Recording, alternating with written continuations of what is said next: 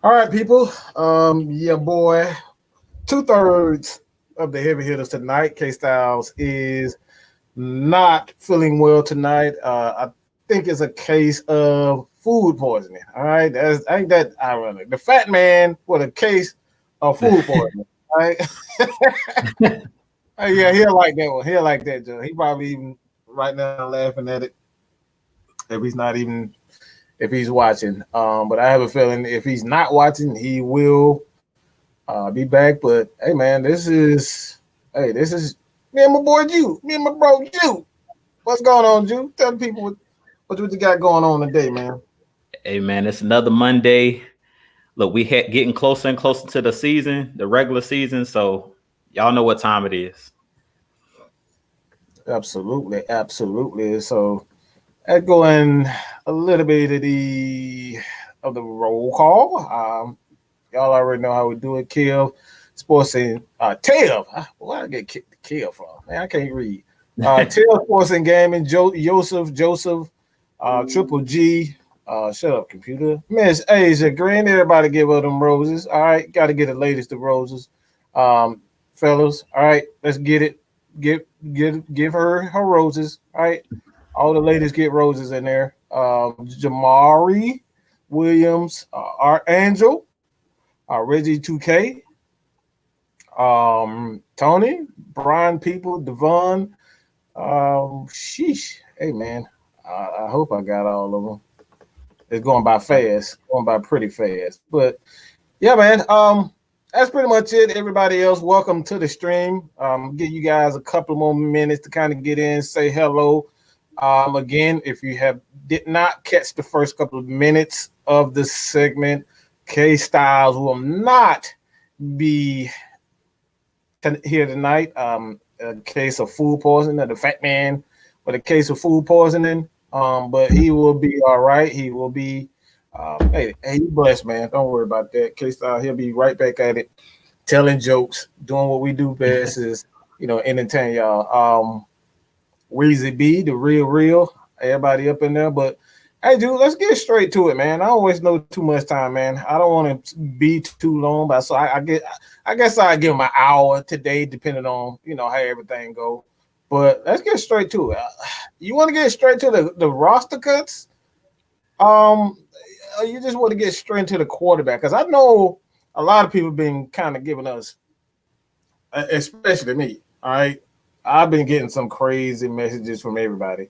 They're in full panic mode about just everything. So I really don't know where to start because there's so much to talk about as far as this team is concerned and how the fans see the team. Yeah, let's just go with the. You know what? As a matter of fact, I'll switch things up just a little bit, just because I want to go in a little bit order. I want to go in the order. I think this goes. Let's just start off right off the top, man. What are your thoughts on the quarterback controversy? I don't necessarily think there's a huge issue. I know a lot of people are wondering what if this, what if that. Or you have a quarterback like Matt Ryan. I mean, we paid Schaub so much money for like 3, 4, 5 years, and he never played a single game. So I'm not too worried about it. But what are your thoughts on the quarterback controversy? I mean, when it comes down to the quarterback issue, I watched you guys post game show the other night. I think it was like Saturday night after the game, and y'all were talking about injuries. And then when it comes to injuries, as far as the starting quarterback, to me, it's not many teams that could overcome their number one quarterback getting injured. Like if you think about it around the league, I'm not in a panic mode at this point because you got to think about it. Like I was thinking about all of the teams in the league and trying to think of like the backups for that quarterback. And I just start at the top. Most people believe that Patrick Mahomes is the best quarterback in the league. We've seen him go down with an injury against the Browns in the playoffs. And they had to bring in, I think Chad Henne is their backup quarterback.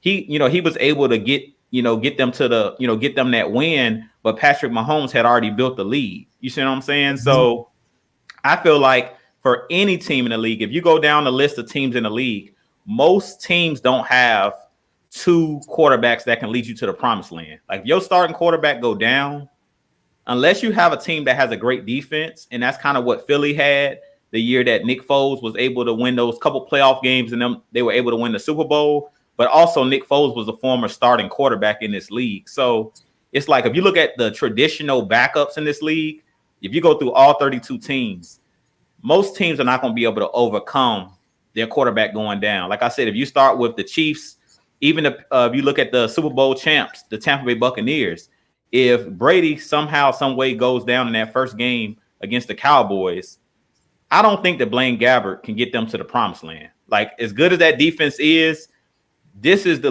league this is a quarterback driven league. I don't care what anybody says. I mean, I love defense. Defense does win championships, but you got to have some offense too. Like if your starting quarterback goes down, it's a wrap. So at this point, I just think everybody needs to calm down. They need to do like Aaron Rodgers say, relax. Just calm down. Yeah, just relax. Just calm down. If like I said, you can look at any of the top dogs in the league. If they quarterback, that number one quarterback goes down, depending on how early in the league, how early in the year it is. Like if you look at that Eagles Super Bowl run, pretty much Carson Wentz got injured like in week 15. He was like close to the end of the season. So Nick Foles just had to win a couple playoff games, and they were like the number one seed in the NFC that year. So it was like all they had to do was win 2 playoff games. And then they got hot and they got to the Super Bowl. But if your starting quarterback go down, I don't care who you are, you're not getting there. Like if you look at Kansas City, like I said, Kansas City defense is not strong enough to carry them to a Super Bowl. I'm sorry. Mm-hmm. Even the year they won the Super Bowl, that they're an offensive team. And Pat Mahomes is at the front of that. You know what I'm saying? He's paid that $500 million contract he got was for a reason. So I just think everybody needs to calm down. Another reason we need to calm down is because Matt Ryan is an Iron Man. He's proven that. I don't know what diet he on. I don't know if it's pliability. I don't know if he's in avocado ice cream like Brady. But people don't talk about Matt Ryan, man. Matt Ryan is one of those guys that is durable. Like if you look at over his career, I think he's only missed 2 or 3 games in a 13, 14-year career. So I mean, I'm not really worried about Matt Ryan as far as the injury.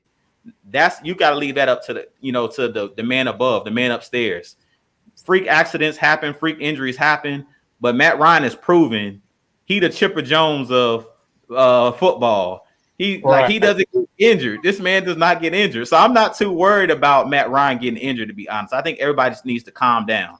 Now, if you want me to kind of go into who should we bring in, right? I would prefer bringing in a veteran because, like you said, as much as I talk glowingly about Felipe Franks, I wouldn't want to have to throw him to the wolves if Matt Ryan somehow goes down early in the season because his maturation process, he's not there yet. Could he be the starting quarterback for a couple weeks? Sure. But if he had to go the remainder of the season, to say we like in week 2 or 3 and we got like 10, 12 games left, do I want to have to rely on Felipe Franks to, get us to the playoffs? I don't think that he's at that point yet. But I do think that he has a promising future. You know what I'm saying? I do think that we should keep him on the roster, continue to develop him. But I would bring in a veteran guy. I mentioned in my video earlier, somebody said Gardner Minshew to me if he's cut by the Jags. I think he's a solid quarterback because he's starter material. He's been a starter for the Jags. He's been in the league for a little while. Somebody stated we should bring back Matt Schaub. Personally, I think Matt Schaub is done at this point. But if he wants to come back, I think that he's a guy too over there that's holding the clipboard that can help Felipe Franks. Because if you think about it, that backup quarterback is really the eyes and ears for the starting quarterback. Like usually they're on the sideline saying, okay, Matt Ryan, on this drive, the defense was doing this. And that's the reason why I think that Felipe Franks is really not ready to necessarily be the number 2 quarterback or even be the guy if Matt Ryan were to go down. Usually that second quarterback is an elder statesman who's been around the league, and he can kind of give you tips. Like people don't realize Matt Schaub was actually like a second coach for Matt Ryan. He could tell Matt Ryan, look, this is what the defense is doing. So he's a second eyes and ears for that starter. And he also was the guy that's going to help that young guy come along as well. Not just Matt Ryan out there playing, but on the bench. Usually you have that veteran quarterback that can say, you saw that, Felipe, you see what Matt Ryan did. He can kind of explain what's going on while Matt Ryan's out there on the field. So I think bringing in a veteran guy would be the way to go. Bring in some type of veteran guy. I mentioned RG3 because he's a guy that's been around. I think he's a guy that can run this offense, this West Coast offense, where it's a lot of stretch plays, a lot of play action. He's a guy that can move outside of the pocket, kind of like Felipe Franks. But at this point, RG3 has learned that you can't be out there just running. You know what I'm saying? Like when he was younger, RG3 had to learn the hard way. You know, he was one of those guys that would bolt out the pocket. But if you've seen the last couple years, he was a guy that was sitting behind Lamar Jackson and kind of helping him develop in Baltimore. So I think a guy like that, either RG3, a Matt Schaub type. I don't prefer Matt Schaub because I think at this point Matt Schaub is done. But if you needed somebody that can win you a couple games, Matt Schaub proved 2 years ago when we brought him in that Seattle game. He didn't win it, but he's a guy that can come in, especially because we'll be a run-heavy offense.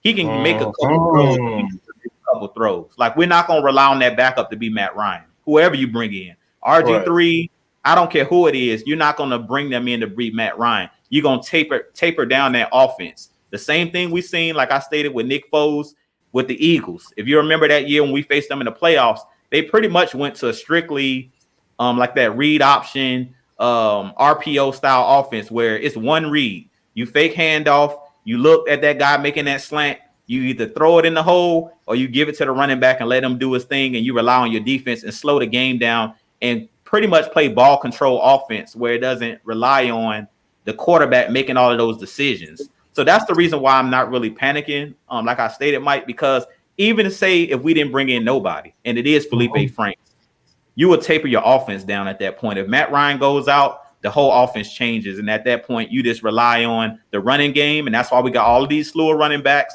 And you rely on your defense to put you on short fields. You rely on your special teams, and you just try to slow the game down. So it's not 30 and 40 passes, because we already know Arthur Smith's not going to do that with Matt Ryan. So if Matt Ryan somehow gets hurt, you taper it all the way down, and it'll be a really simple game plan. So even Felipe Franks, he could win a couple games based off of Arthur Smith's offense. Like, he could really simplify things for him. But I know I kind of ran it, so I'm gonna let you go ahead. No, you pretty much ran exactly where I wanted to go with it. Let's just calm down, okay? I've said this multiple times.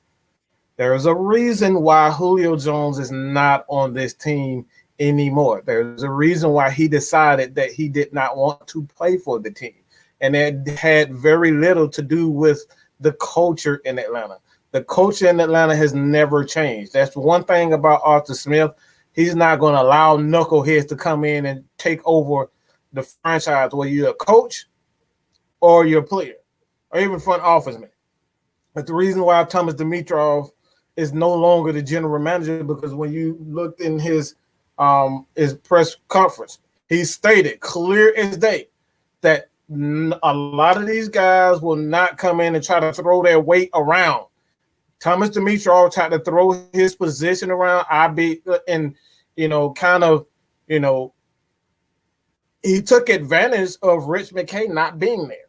Let's just be honest. Rich McKay was not there for a reason, and the reason being is the stadium. He's a lawyer. He had to take care of that thing. So the next guy in line that's in charge, it's the general manager. He's over the head coach. Unless that head coach has a deal like Bill Belichick, where he is the general manager, he gets to shop for the groceries and he coach, you're not going to see a lot of those guys. But when it all comes down to it, anytime that you have a quarterback, you lose your starting quarterback, you're not winning anyway. Your season is pretty much done. You lose your starting quarterback at the caliber of Matt Ryan, Aaron Rodgers, you lose those guys, you're not going to win. You're not winning anyway. So it doesn't matter if we bring in Jameis Winston. It don't matter who it is. This offense is designed for that starting quarterback. So like Ju said, you're going to have to take down the defense and kind of dumb the offense down. So the guys who aren't, this is a new offense on top of it. So you're really going to have to dumb the offense down if you lose to the starting quarterback. All right, 2. The offense was never supposed to be that We're not going to be one of these offenses we're going to throw 40, 50 times a game. You're not going to see that anymore. This is why in free agency you had guys we brought in like Eric Harris, Deron Harmon, Mike Davis. We brought those guys in from anywhere from $2 to $4 million. We're not spending money on these big name free agents, and we're not gonna, cater the offense just to all these offensive weapons. We're not doing that anymore. This is a completely different team. We're going back to playing solid defense, grinding the clock. That's the reason why we got 2 tight ends right now. We got 2 tight ends because we're going to check the ball down. We're going to get first downs. We're going to run the clock. That's what you're going to see from the Falcons. You're going to see them hit people in the face, hit them in the mouth, run the ball, keep the clock running, play some solid defense, and try to win games. That's the way you're going to see. So it does not matter if like he said with Felipe Franks. Felipe could win.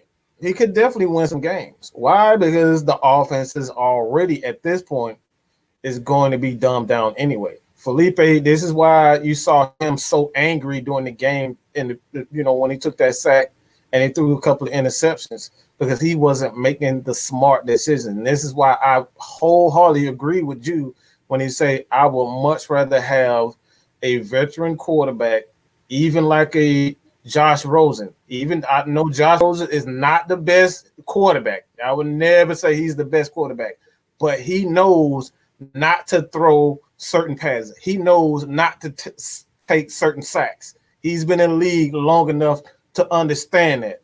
All he has to do is just, check the ball down. 5 yards, 10 yards here. You don't have to do too much. He's not going to put those guys in a position where they're going to have to win games. All right? And like I said before, you lose Matt Ryan anyway, we're not winning no more than 6 games. I'm just going to let you know right off top. We're not winning any more over 6 games unless that defense is the 2001 Baltimore Ravens defense, which I doubt. We're not winning no more than 6 games with Matt Ryan injured. So it doesn't matter if we bring in Gardner Minshew or whoever, or any, Taysom Hill, if he's available, whatever. You're not winning games. So when it all comes down to it, I know a lot of people are saying, heck no to Felipe, Josh Rosen, all these other quarterbacks. All these other quarterbacks, they look, they backups for a reason, okay? They're backups for a reason. We say this all the time. We had this conversation not too long ago. I believe it was last show where we was talking about you got maybe 10 to 12 quality quarterbacks in the league anyway. Everybody else is at the bottom of the barrel. You got maybe 10 quarterbacks that you can name that are, we can say, elite quarterbacks. That's it. Everybody else hanging on by a thread. So it all comes down to a quarterback position. It is what it is. I'll just end it with this and go to the next. We're not winning games without Matt Ryan. Okay, I'm just here to tell you. You might as well be getting ready for the draft. If Matt Ryan get hurt and he's out for an extended period of time, we're not winning a lot of games. We're not winning a lot of games without Matt Ryan. And I don't believe that this defense at this point in time is a defense that can carry us to the playoffs. I don't see it yet. But let's get to the other roster. We can go down the line, or you can just kind of pick and choose what the guys that you want to start at. For me personally, I really want to talk about these running backs, man. I really want to talk about these running backs. We're in the same vein, bro. We're in the same vein because that's what I wanted. I wanted to hit on first as well as the running backs, because we have a lot of good running backs, a lot of young running backs, and I've been hearing a lot of different things from a lot of different content creators, and like I've been seeing a lot of stuff on Twitter. It's a lot of stuff that I don't like on Twitter, to be honest with you. And I'm kind of in my feelings because a player that I really like, I've been seeing a lot of negative about him. Like they think he's going to get cut, and it's Javion Hawkins. Mm-hmm. He's a guy that I want on this team because I feel like, what did I talk about earlier? Early before the season started, Mike, before training camp started, when we did a show. I think me and Twisted did a show, and I talked about I don't believe in having 3 and 4 running backs that do the same thing. Right. You need to have a variety. We need to be like Baskin and Robbins. You need to be 31 flavors. We need different flavors. I don't need the same type of player that can do the same thing. So I feel like Mike Davis, Quadri Olison, Deontay Foreman, and Caleb Huntley. To me, all 4 of those guys pretty much are the same type of running back. They're downhill, they're physical, and I believe that out of Caleb Huntley, Foreman, and Quadri Olison, those 3, I think one of those 3 is not going to make the roster. I feel like Javion Hawkins should be untouchable. And, of course, Cordero Patterson already is untouchable. You already know he's not going anywhere because he's the ace on special teams. So I feel like other than Hawkins, who else on this roster can do what he can do as far as in the passing game? I mean, Davis, he proved last year with the Panthers that he can catch out of the backfield. We've seen Cordero Patterson do it, but can Caleb Huntley, can Foreman, can Quadri Olison actually catch the ball out of the backfield? Can they do anything else other than be physical and run downhill? You know what I'm saying? Like we've seen Caleb Huntley with that big run in this last game against the Dolphins where he scored the touchdown. But I don't know against the Dolphins, number one, their first string defense, because at that point it was the fourth quarter when Hawkins, they strung together a couple good runs. To me, Hawkins is the guy that's the wild card because he can do a lot of different things. And to me, he's the most explosive back on this team other than Cordero Patterson. So to me, he's untouchable, but I've been seeing a lot of people saying that they think he's going to be the guy that's going to be the odd man out. I hope not, because I feel like he's the James White of our team. He's the guy that's supposed to come in and do what Ito Smith should have done and been used the correct way, because we didn't use Ito Smith the correct way. We tried to use Ito Smith like we're using Quadri Olison and these bigger running backs. We're trying to, have these guys run downhill. Same thing with Devontae Freeman. We didn't use those guys in the correct manner, and that's the reason why those guys got injured. But after Kyle Shanahan left, and if K-Styles was on the show, how many times have he talked about having running backs catch the ball out of the backfield? That's one of his favorite things to say. Yeah. We didn't use our running backs in the passing game.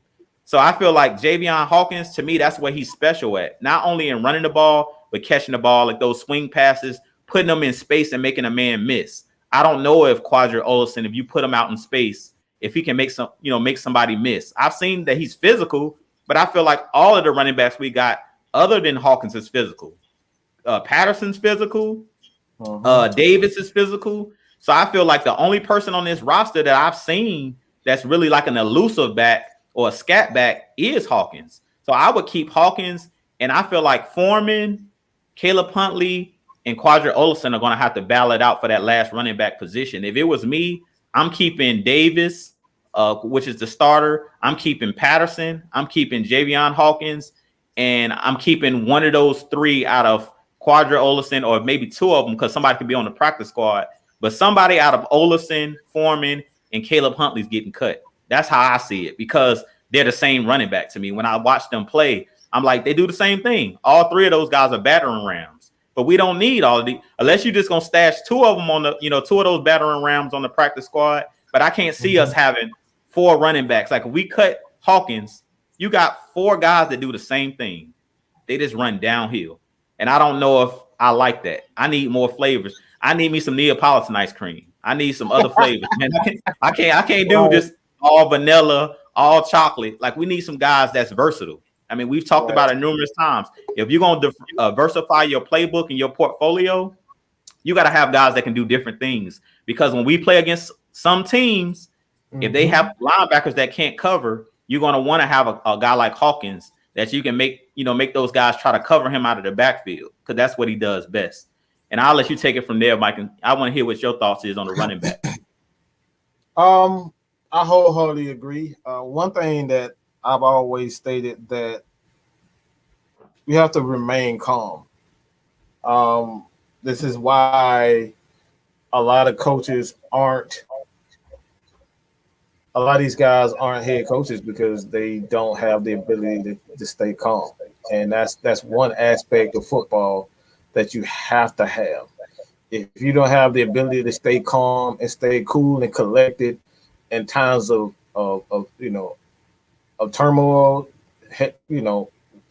you're not going to last long in this league. Whether you're a coach, player, you got to be able to have the ability to stay calm. And one of the things that I've always stated here at Atlanta Falcons Nation is that you have to have the ability to be creative. You can only be so creative when you got backs that do essentially the same thing. Now, I believe that Caleb Huntley is a guy that can catch the ball out of the backfield. I believe that Cordero Patterson is a guy that can catch the ball out of the backfield. But if those guys get hurt, and it's quite like we've seen in the NFL where, any running back at any given time can go down. We saw Zeke. We saw Saquon Barkley, the best of the best, go down with big-time injuries. So who are you going to bring in if you have all these running backs? You become much more, a lot easier to you become a lot easier to defend when you have those types of players, all the same types of players. So when it all comes down to it, I truly believe that you have a guy in J.B. Hawkins that needs to and has to have a say at least on the the practice squad, because he gives you another dimension, an added dimension on the offense side of the ball. And he stated several times, just because I did this in Tennessee doesn't mean I'm going to be the same two tight end set play call. I'm going to call plays to the strength of my team. So just because we've seen two tight end sets, three tight end sets in Tennessee doesn't mean he's going to continuously do that. So he could completely go, out of his quote unquote norm. All right. So I'll come down to it, man. I like Caleb Huntley.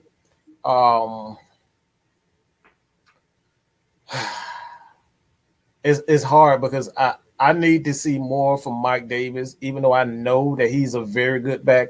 I want to see him. I haven't seen much from him. I need to see Mike Davis in action. Even if it's for a couple of, runs here and there, I need to see at least 3 to 4 good runs out of him to kind of, to see what we're dealing with, because we don't know what we're dealing with. And maybe that's a tactic that he's using in the first game, how he's going to, attack these players. But hey, man, that running back position is really interesting. I'm going to continue to say this. Falcons fans got to chill. You got to chill, bro. There are 31 other teams in the NFL. We're not the only. I can promise you that we're not the worst. But somehow you guys, and look, before I go into that, look, LT, man, what's good, man? I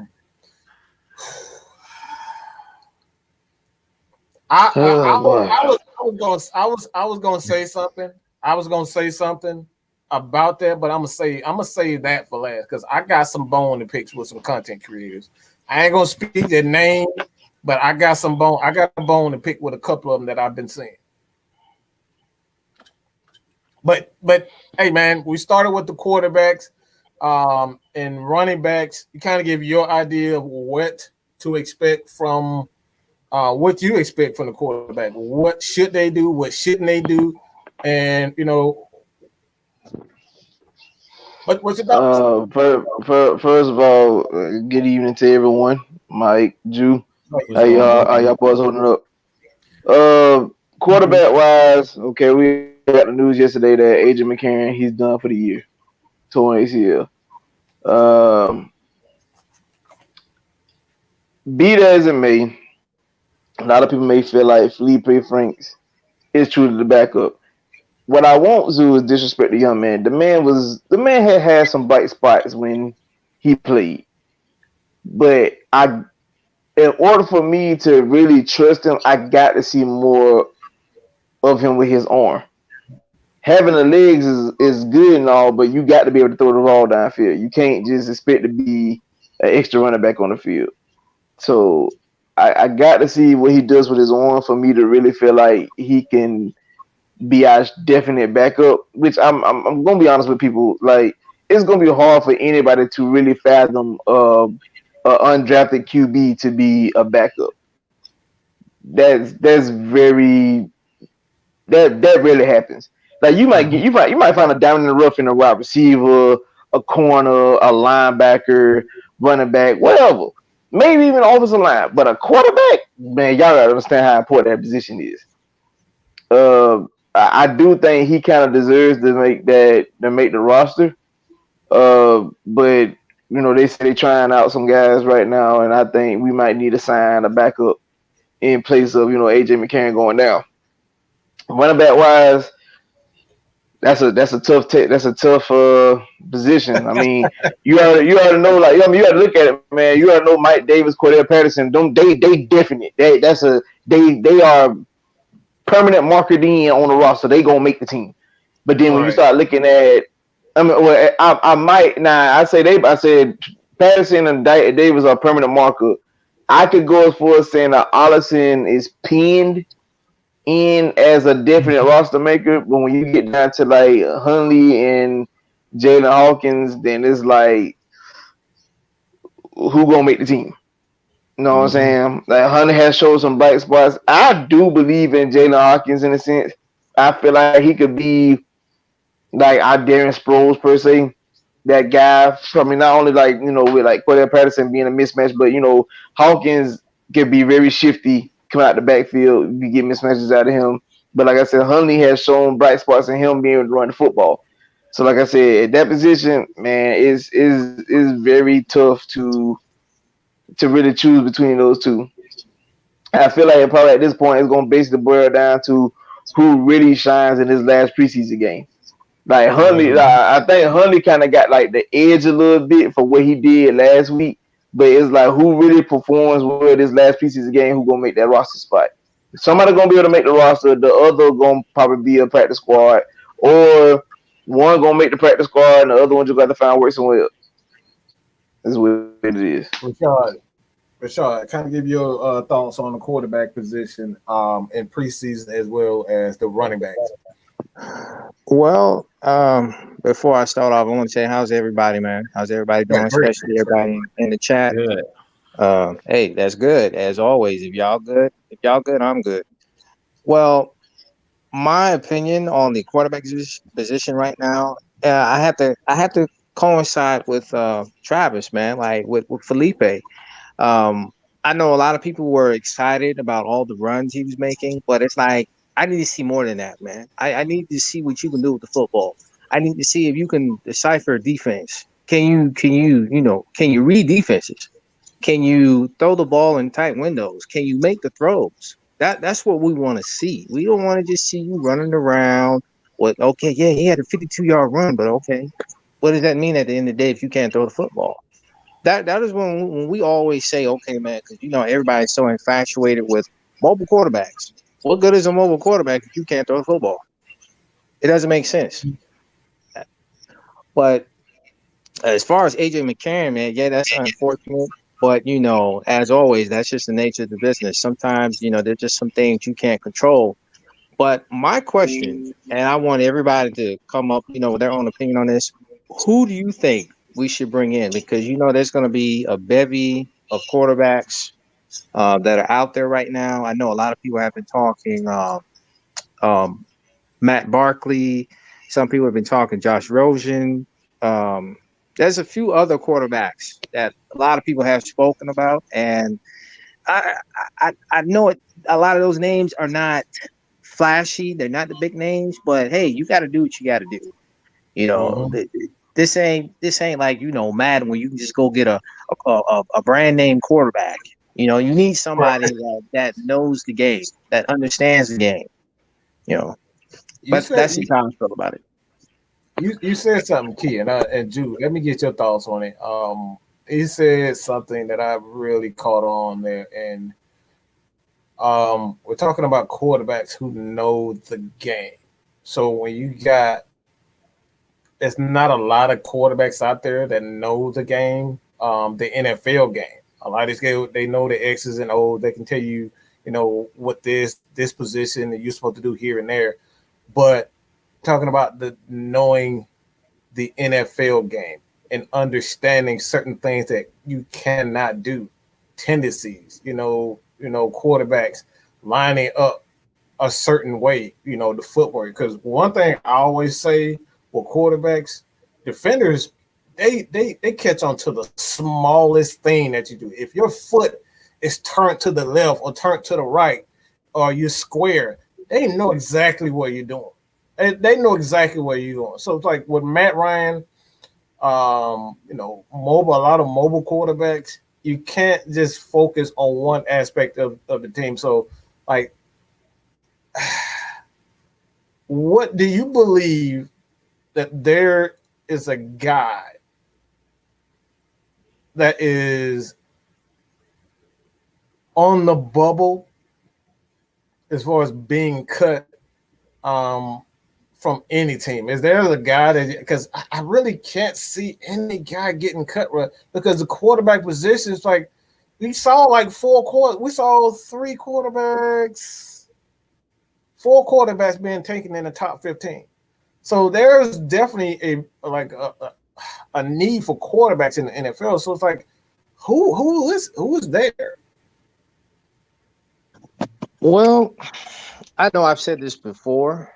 When it comes to quarterbacks, it's like a crapshoot, man. We say this all the time. When it comes to the draft, when it comes to drafting a quarterback, it's like a crapshoot. Out of the 131 quarterbacks that have been drafted since 2010, only 11 have made the cut. Only 11 have panned out.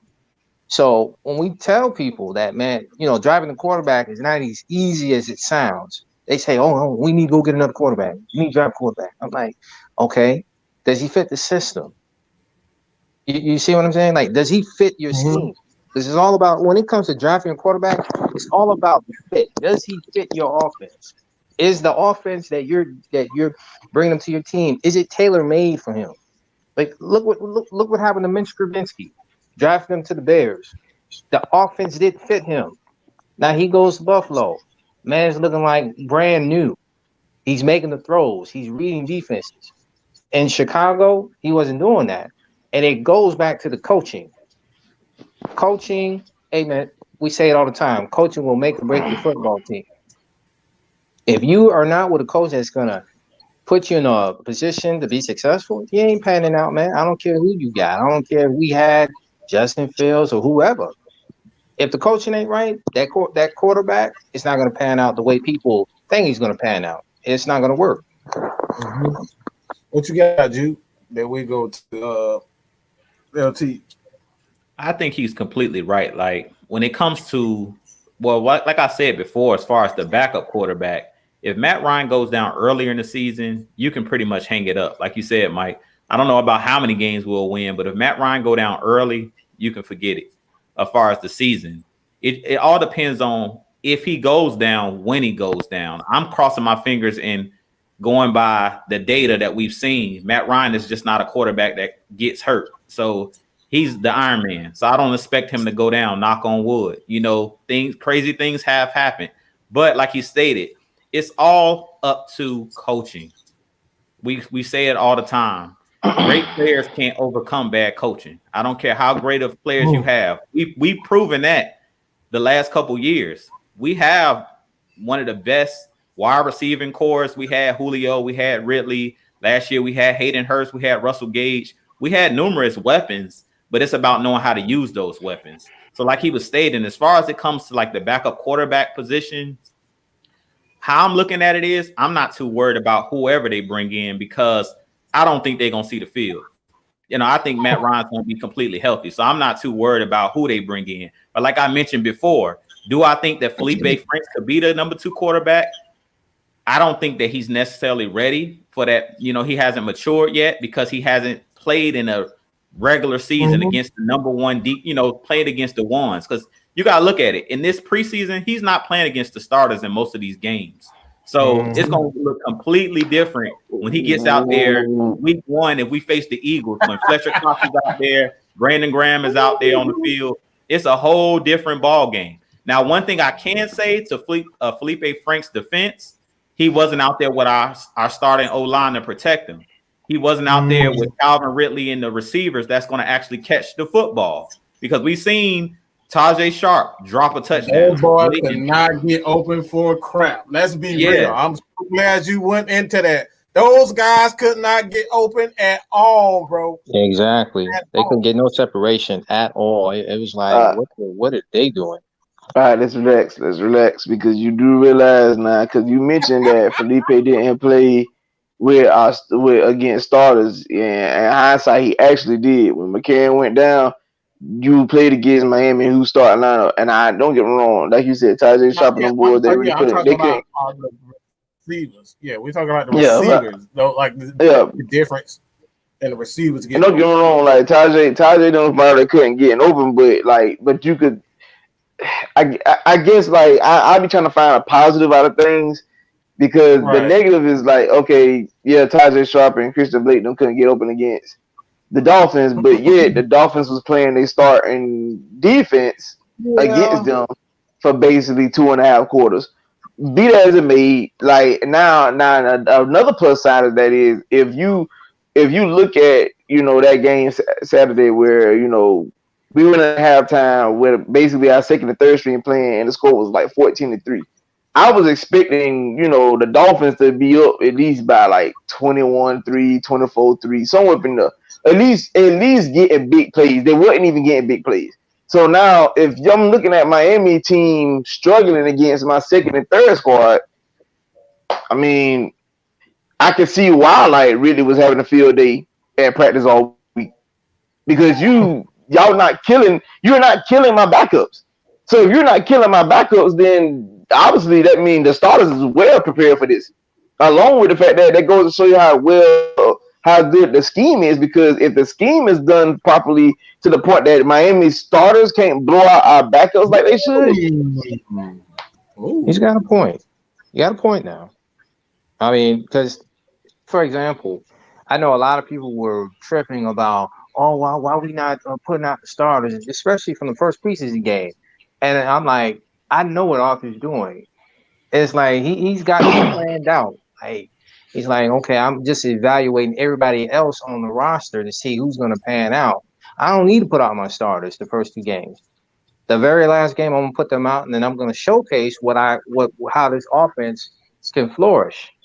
But, people got to understand, like, we don't have 4 preseason games anymore due to the new CBA, because the players wanted more money and based on the TV contracts. So you're going to have to improvise. You're going to have to change some things up. The entire league is trying to grasp these 3 preseason games now. Now with the third preseason game. I got to be rude. I have to be rude. I'm sorry. I got to be rude. Go ahead.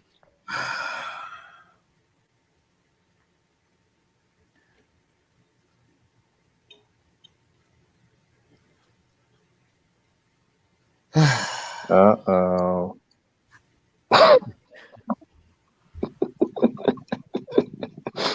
Are you freaking kidding me? I know what's going to happen. The Miami Dolphins defense was overwhelming against backup quarterbacks. You bragging about that? 3rd and 4th string offensive linemen, 3rd and 4th string wide receivers. They should have been up 100 points. Hold on. So I'm saying, since Buddy said that, so we just go and negate the fact that I watched Jalen Mayfield manhandle Christian Wilkinson. Christian Wilkins throwing him around like a rag doll. He's a rookie. He's a rookie. That man was getting manhandled. He's so mad that he getting pushed around that he had to go try to pick on the damn kicker. Kicker of all people on the team.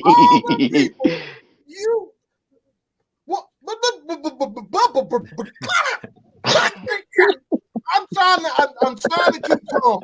I'm trying my best to keep calm. But we're talking about none of our major starters played one single snap. Not one starter. Not one. Not one. Isaiah Oliver is a guy. He is the starting slot corner. You can kind of throw him in as a starter if you want to count that. But technically, he's still not a starter. Michael Walker. I mean, like I said, he's still not really a starter. But those guys technically aren't starters. So we're talking about not on the offensive side of the ball or the defensive side of the ball.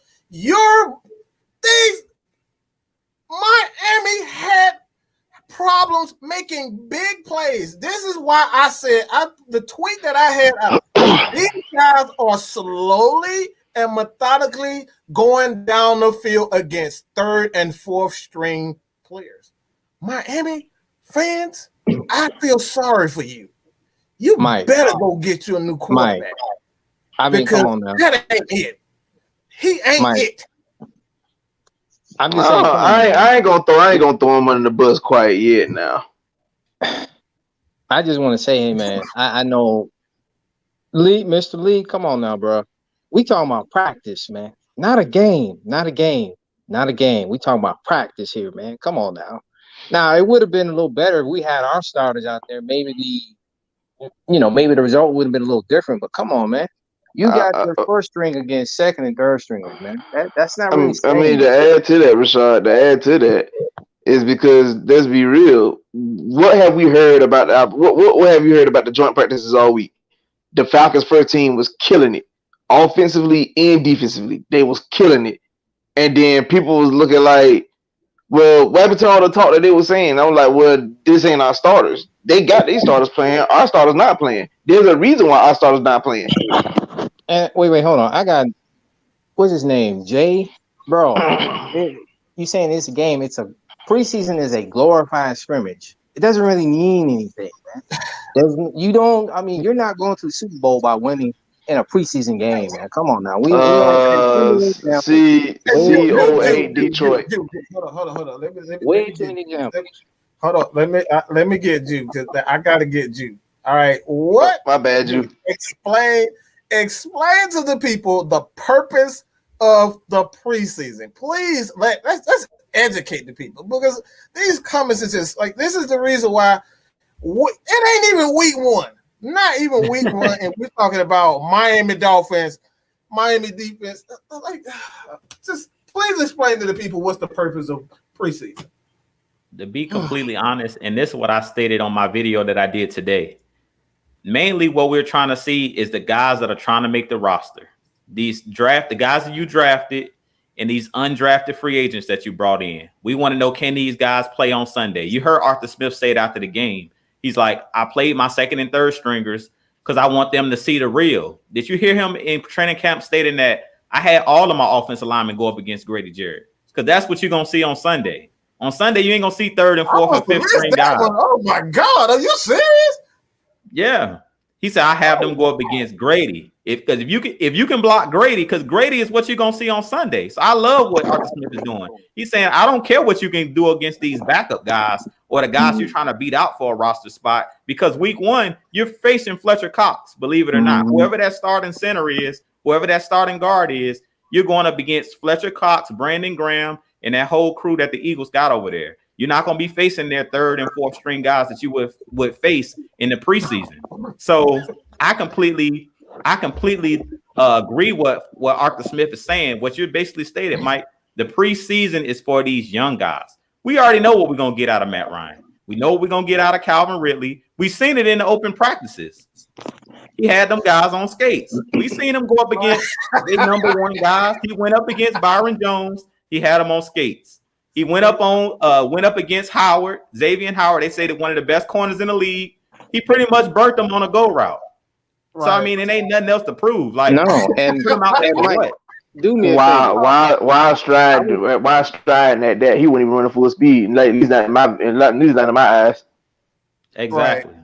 Yeah. So what's the point of putting him out there on Saturday night against Xavier Howard when we've seen what he can do? We know what Ridley can do. Can't nobody cover Ridley one-on-one. Can't nobody. I don't care what corner you talking. Jalen Ramsey can't cover him one-on-one. Like everybody talks about when Julio and Jalen Ramsey went up against each other, it won't head up. He has safety help over the top. If you put him on an island out there with Julio or Ridley, can't nobody cover Ridley one-on-one in this league. He's just too great of a route runner. We know how the rules are now. You can't touch nobody after 5 yards. Can't nobody cover Ridley one-on-one. That's the reason Ridley was talking to the Saints corners. They was yapping back and forth last season when we played the Saints. Basically, Ridley said, none of y'all can cover me one-on-one. You got help. That's basically what he was telling them. You can't see me. So pretty much the preseason, we just need to calm down. That's it. Preseason is not for these veteran guys. Let's just calm down. Tua won't doing nothing. I'm on the side with Mike. I agree with LT when he said, I don't want to say the Tua's a bust. I'm not going to go as far as saying that. But I don't believe that Tua's a franchise quarterback. He's going to struggle. That's my whole point. I don't believe Tua's a franchise quarterback. And you can look, you heard it here from Ju. You heard it here from Ju first. I don't believe that Tua's a franchise quarterback. That's just I don't see it either. I don't see it either. But I'm giving him some time to kind of like prove himself. But I mean, for what I've seen Saturday, it did not look like that man was the answer. It looked like headlights. Me and Mike talk all the time, and like I explained to him after the game, but I had to work, so I really didn't get a chance to really see it. So when I actually sat down and watched the game back, like for what I've seen, if we being honest with ourselves, the Dolphins put up 14 points against us in the first half. That score could have easily been a 6-3 game or a 6-10 game. A couple, maybe like a tackle here and there that would have led to a fourth down would have easily put us in position to like have the like be in the game for the score to be way closer. That's why to me, them going in halftime at 14-3, it was kind of misleading because on the first drive they scored a touchdown. On the third down, Ogundeji was put in a position where he had to guard the running back Gaskins at the backfield. And Ogundeji was there, but he started slipping before he could get to the dude. So when he got his hands on him, he didn't have enough footing to finish the play, which led to them continuing to drive. If Ogundeji doesn't slip and he makes that tackle, they either punting or kicking a field goal. Like that drive does not end in a touchdown. So like for people like and what you brought up, like Arthur Smith having all of his linemen going against Grady Jarrett. Like me personally, this is why I felt like True Font was one of the better cornerbacks in the league because you get drafted in it. He did that. Oh my God! You really just did that. You showed my boy True Font some. Oh my God. Yeah, it did. I mean, True Font. True Font to me, was always a good corner, despite what anybody thinks. Like I don't care what nobody say. True Font in 7-8 years he been. How many seasons he played here? This man had to pretty much cover wide receivers for like literally 5 to 10 seconds. Like, come on, dog. Like that's a no go. And this man still was one of the better corners. He did not get tried by future Hall of Famers, All Pros, MVPs. Those guys did not try him. Don't get me wrong. It's no shot at Alford, but we know what Alford was. I watched Eli Manning play the Falcons several times, and he literally just stared in 23 direction. That's all he did. But when it came to 21, right. In 3 games that the Giants has played the Falcons and True Font was on our team, Eli might have thrown to that man's side of the ball maybe, and I'm gonna say maybe 12 times, and that's in 3 separate games in several different years. He does not try. True Font did not get tried like that. It was always off of getting tried. But if you give us a better front when we getting pass rushes and putting pressure on QBs, then it wouldn't look so bad on our back end. But what I was saying though, True Font had to go against Julio in practice when he first got here. That would elevate his game because you've seen the best of the best of the best on your team. So going against Grady Jarrett at practice, he, to me, probably like the second best DT in the league behind Aaron Donald, of course. So if you got him going, if you got your backups and your starter seeing Grady Jarrett, you getting literally the second best defensive tackle in the NFL. You can't get no better training than that. You just can't. And I want to take it. I'm gonna get Rashard's, and then we go to Ju. And we're going to hit the defensive side of the ball a bit, and we're going to talk about the corners. Kind of ran into it. Going to talk about the corners, man. Which corner for you Even if it's not just the corner, if it's the scheme and it's something that stood out to you as far as the defense is concerned, the defensive back, it can be a corner, it could be a safety. Do you like how Dean Pease is using these guys? Do you like how this guy's performing? Who is that guy for you, Rashad?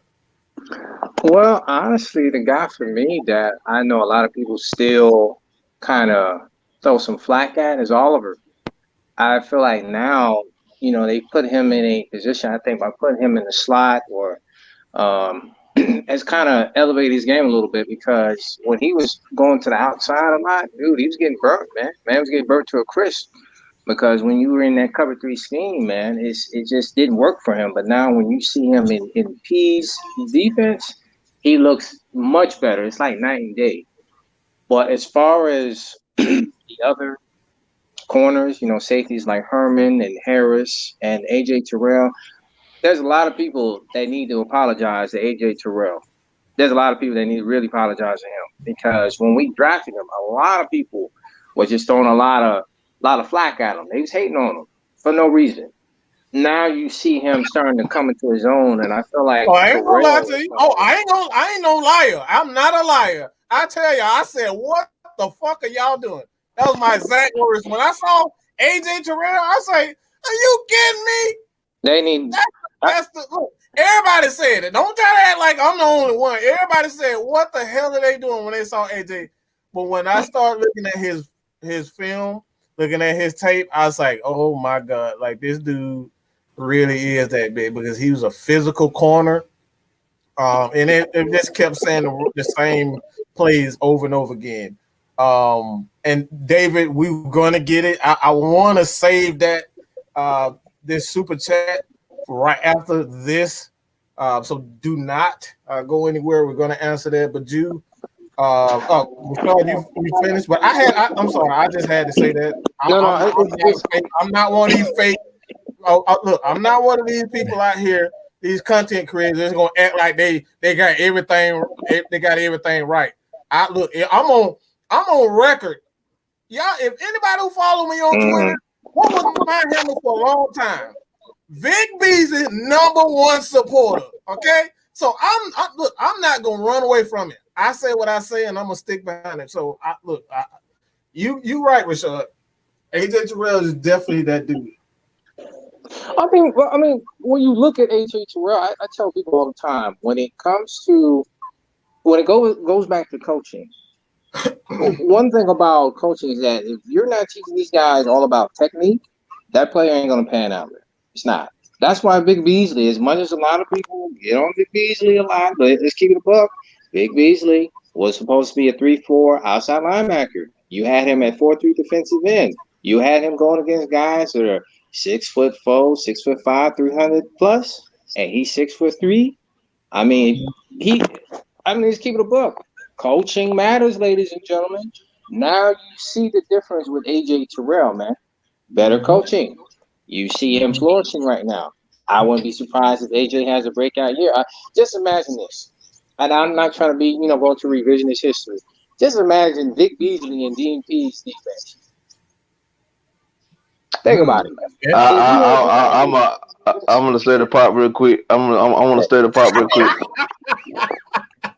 What if they bring back Vic Beasley? Okay, I'm going on mute. Hey,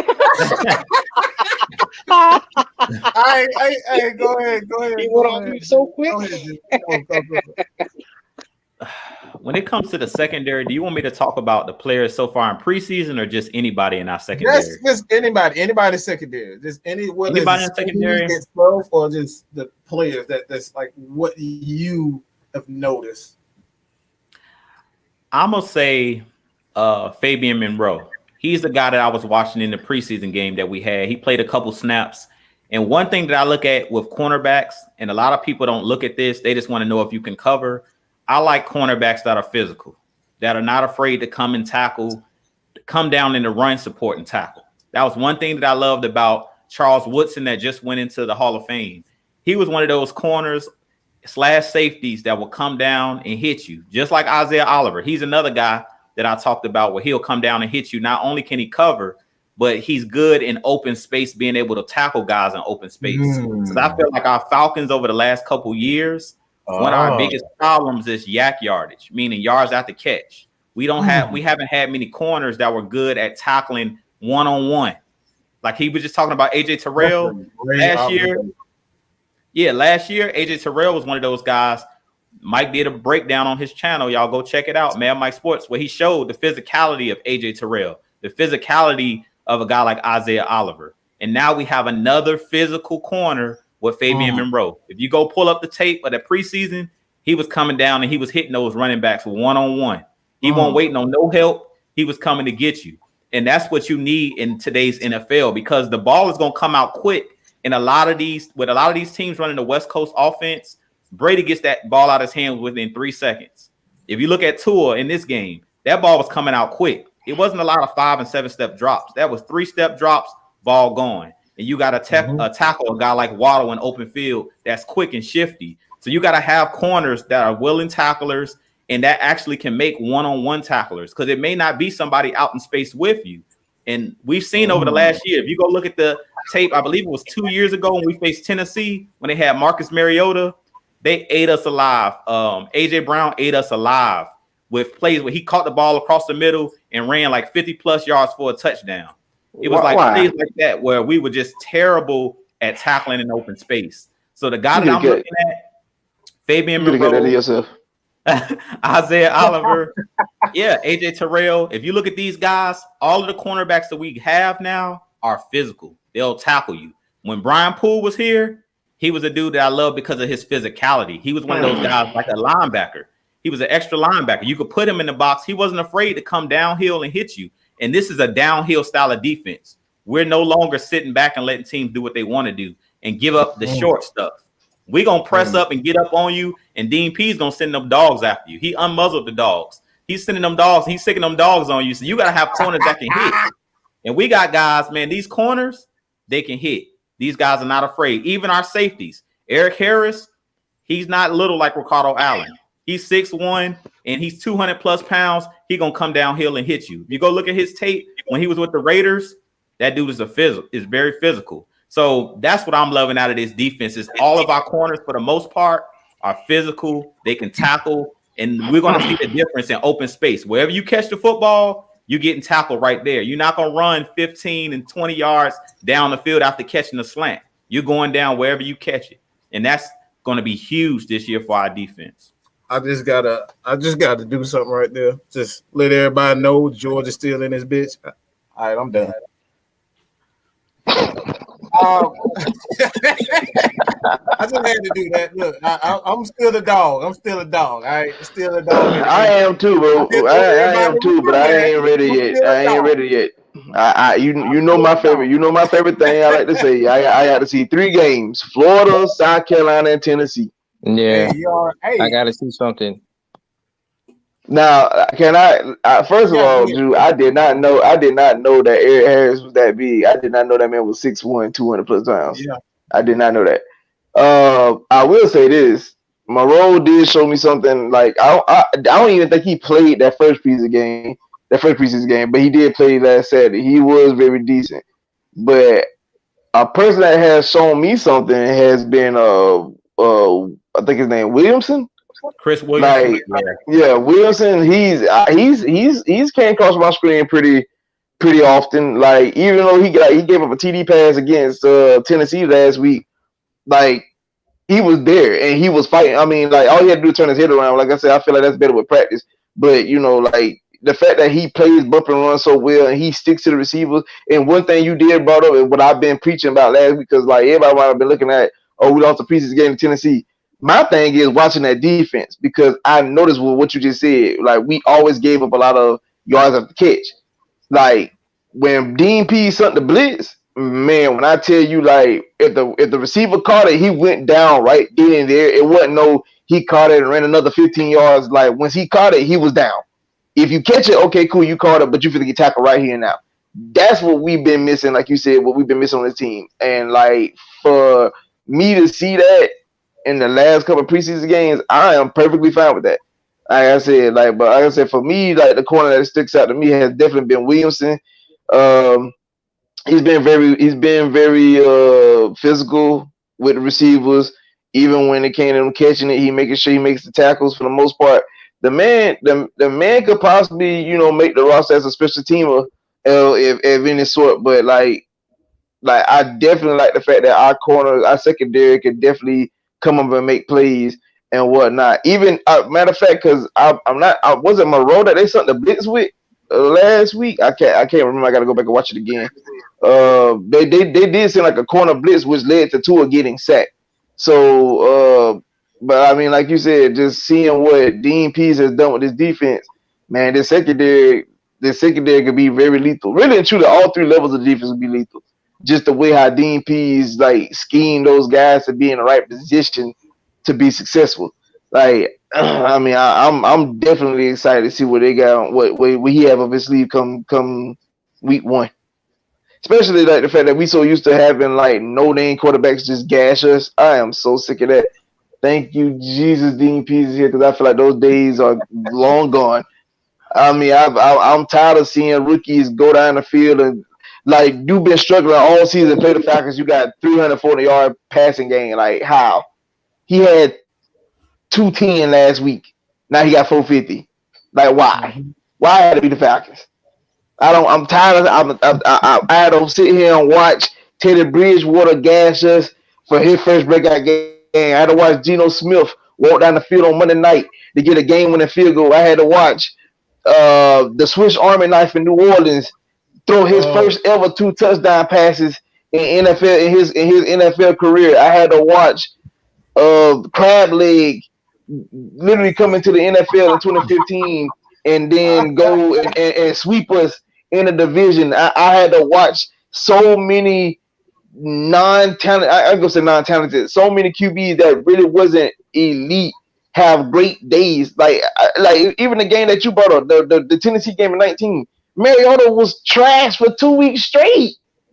And then he came and had an all-pro day against us just for him to get benched the following week. Like, why is this happening? I'm tired of seeing that. Yeah. Oh, man. Mike, I had to pull it up real quick, Mike. Go ahead. Eric is 6'2", 220 pounds. So he's not 6'1", 6'2", 220. Wow. Yeah, that's a big dude. He's a big dude to play safe. That's a Steve Atwater size dude. Like, dang. If y'all don't remember Steve Atwater, that dude was a monster. He's like, oh yeah, but Atwater, see Atwater nothing to play with. Yeah, so he's about the same size as Atwater, and let's kind of get into this. I'll eventually get back to that, but let's get to this super chat, man. David Willis, I hope that's the right name. I'm on this smaller computer, so these letters. Yeah, it's Willis. StreamYard. These StreamYard are just. These letters are really hard to read on StreamYard on the smaller computer. But old people can't see this out wearing glasses. Man, shut your ass up. Well, hold on now. Before you say it, we gotta give David Willis that $4.99. Oh, holla. Hey, man. Given that Arthur Smith has moved several players up the depth chart, why has Frank Darby not been moved up? Because his ass is not ready. It really just that. Arthur is not going to wait on guys to get it. You either get it or you don't. He's in the game. He's in the business of winning games. If you don't get it, you don't play. That's the way it should be. This is no longer the old Falcon regime. I drafted you at 2. I draft you at 5. If you get it, if you play well, you're going to get it. So, not saying that Frank Darby doesn't have, because I've seen, even this past preseason game, I mean, he went up and he snagged the ball out of the air with one hand. So he has potential, but potential is not all. You got to understand the small concepts, because what we saw with AJ McCarron, and I think a lot of that has a lot to do with the receivers not being able to get open. And even with Felipe Franks, Felipe held on to a couple of balls because his receivers just weren't getting open. And like I said, this is why we want to, take it easy on him as well as AJ McCarron, because we saw Sharp drop a wide open touchdown. That was a much better game than people give him credit for. Like, that is for a rookie quarterback. When you see receivers drop easy touchdown, that goes like that plays on in your head. Like, look, quarterbacks are very sensitive. Okay, let's just be real. Quarterbacks are extremely sensitive.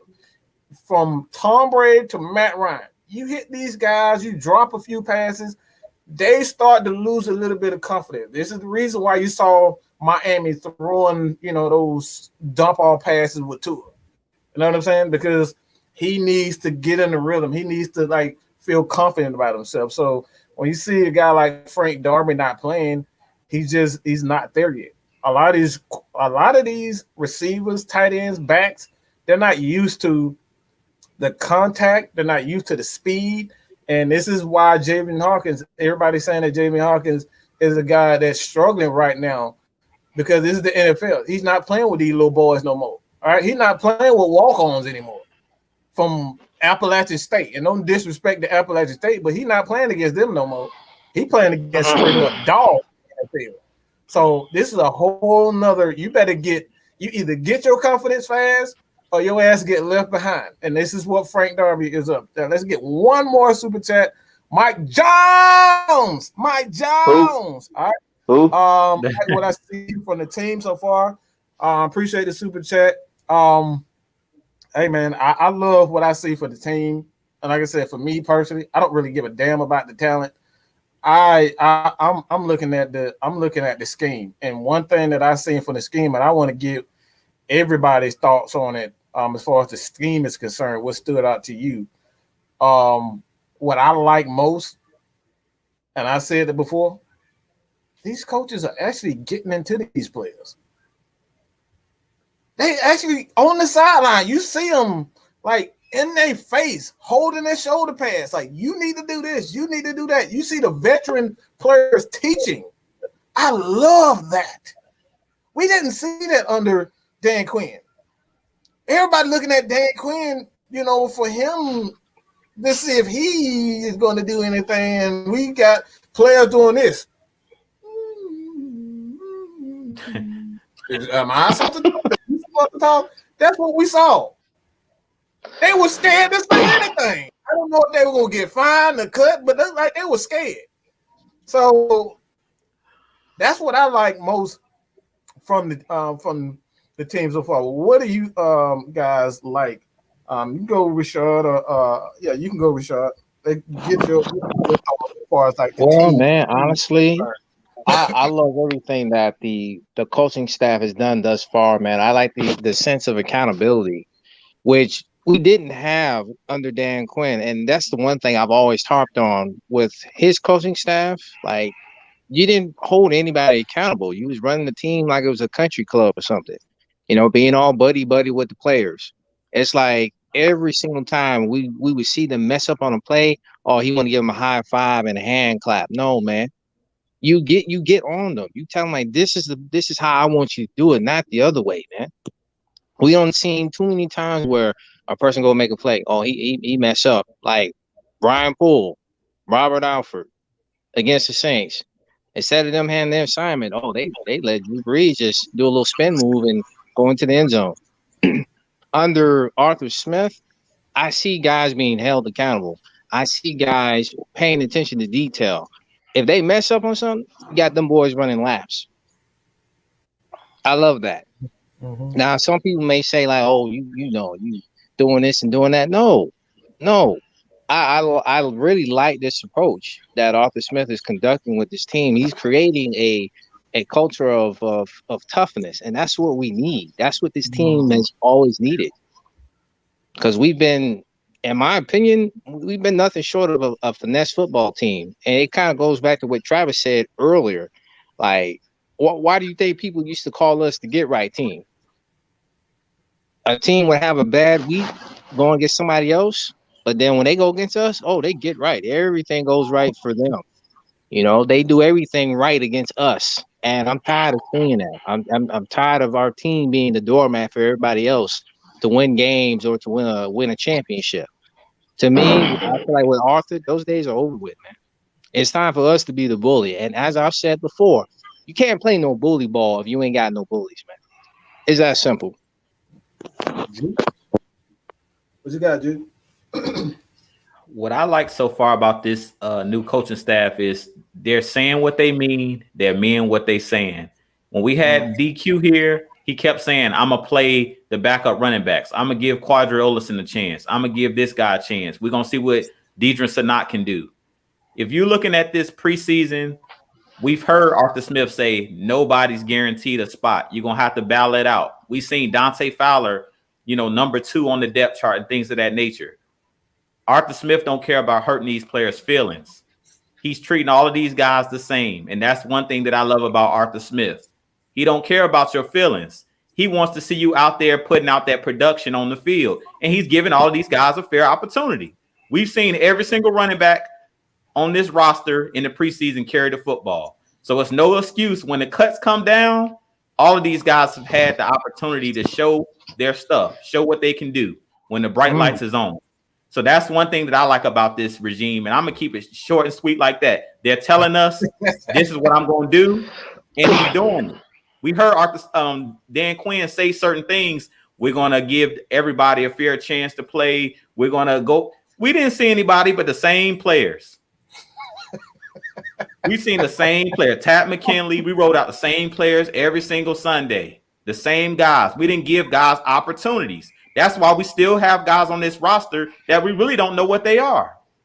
John Cominsky, at this point, we should know what John Cominsky can do. Oh, my God. We don't know what, even with Deidre Sanat, when we let him go, we really don't know what Deidre Sanat can do because he didn't get in enough games, even in the preseason. He didn't get in enough games to know what he can do. This dude was always inactive. The same thing with Quadri Olison. At this point in Quadri Olison's career, we should know what he can do well, what he good at. We seen that guy 2 years ago get multiple touchdowns in the red zone on the goal line. Then last season, this man is inactive pretty much the whole season, every single Sunday. And the excuse was, well, he doesn't know how to understand the blocking scheme or whatever it was. But it's like you didn't give this guy a fair opportunity, or you didn't put this guy in the positions where he could succeed. We seen that he was good in short yardage, so why didn't we use him? We continue to roll out the same players, Edo Smith, Todd Gurley. And then at one point, we even took Todd Gurley out of the game for the most part last season. So it was just like we've seen the same guys over and over and over again. And basically, the last regime lied to us. Let's just be real. Basically. That's I'm gonna leave it at that. I can say Arthur Smith is a man of his word. I'm seeing all these guys he bragging about. We've seen Willie Beavers. He was getting whooped on, but he was out there. All of the guys that he's mentioning in these press conferences, we seen Foreman last week carry the ball. So I know what he can do. A lot of the guys that was here in the last regime, I don't know what these guys can do because they didn't play. Right. I'm gonna leave it at that. Trey, what you got? Hashtag embrace the suck. Oh my God, no, we don't need. But nah, for what I've seen and what I like about the team, I agree with everything. I agree with everything y'all said. But for me, I'm because y'all been talking about this team overall. I'm gonna go to the play. The scheme of this team, I can see this. It can work.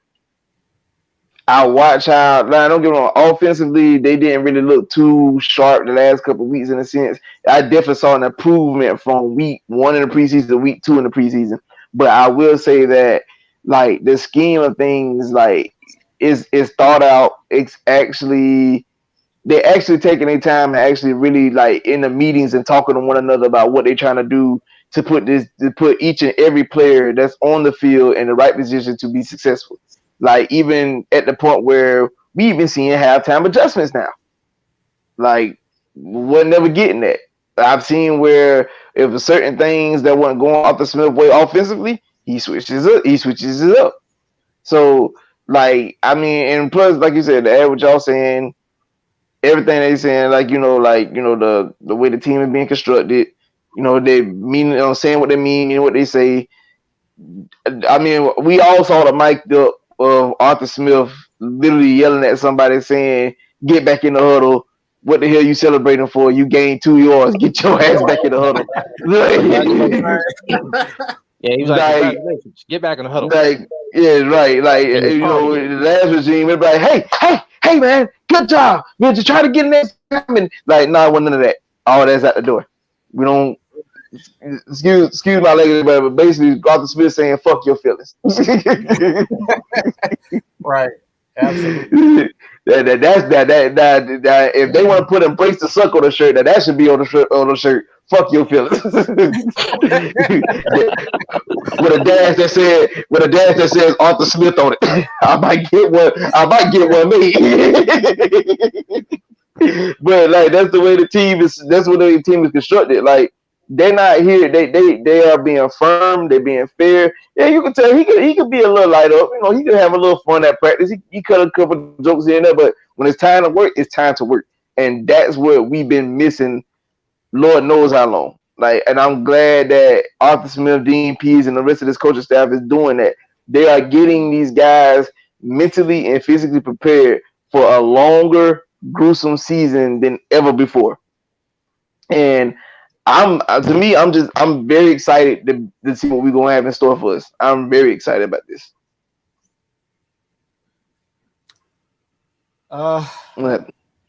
Yeah, we're gonna get into some Q&A, but I saw a comment that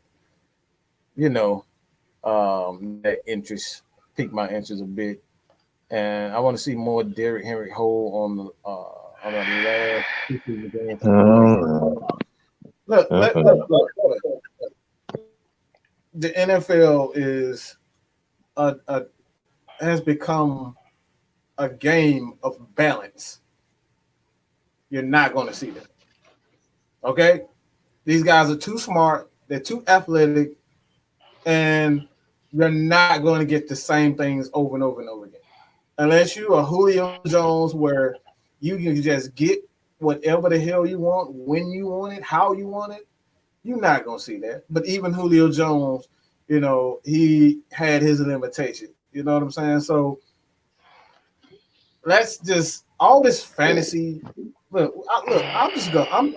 sick of, and this has nothing to do with you. It's just the culture of sports in general. We have labeled guys superheroes. LeBron a superhero. Clay, Steph, these guys are superheroes as if they don't have limitations. They can't do that. Like LeBron can't shoot consistently as most guys. Okay, Steph Curry is not a guy that is very physical. You can push him around. You got to catch him to push him around, but you can push him around. You know what I'm saying? He's not a very good defender. Trae Young is not a good defender. All right, Matt Ryan can't run 4.4. You know what I'm saying? Russell Wilson is what? Below 6'2", 5'11", if he's barely so. I'm about to say the bus still under below 6 feet. And he might be under 6 feet. So these players have limitations. So when we talk about Derrick Henry had a massive, he held that Tennessee. And I'm going to say this, I've said this before, but people think I'm just crazy. I'm just this mad scientist. I'm just saying stuff. No, I'm very cerebral. When I look at that Tennessee offense, he held that offense back. Why? Because he was a one-trick pony. He cannot catch the ball.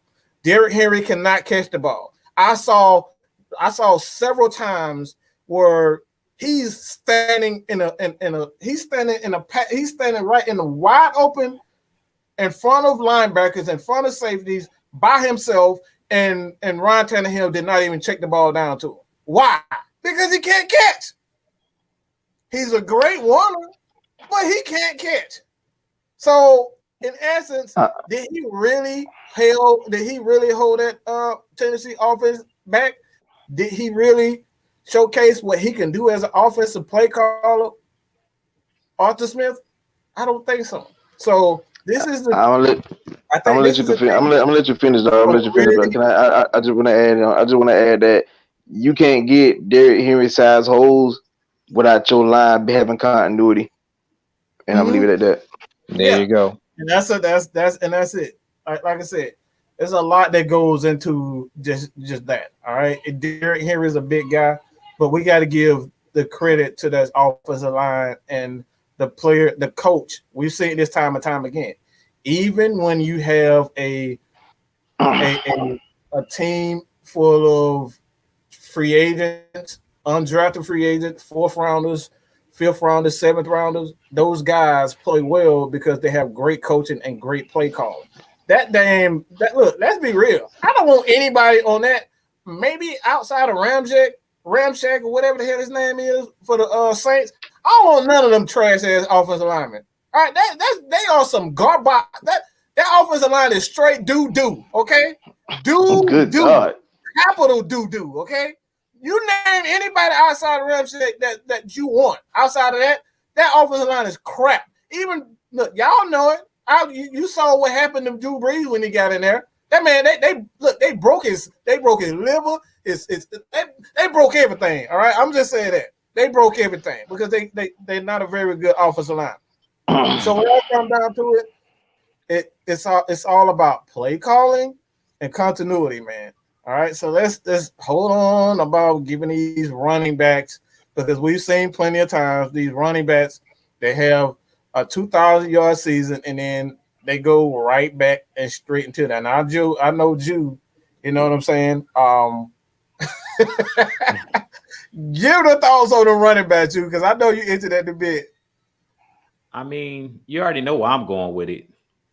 After those 2,000-yard seasons, usually those running backs tend to break down. And where I kind of wanted to take it when you was referring to the star players as superheroes is sometimes you go to that well too often, meaning you rely on that star too much. So that's why with Julio leaving, I wasn't happy to see Julio go because Julio is a freak of nature. Julio is a first ballot Hall of Famer, one of the greatest wide receivers of all time. But I feel like at times, even Matt Ryan felt obligated. If the game is on the line, I'm gonna get a ball to Julio.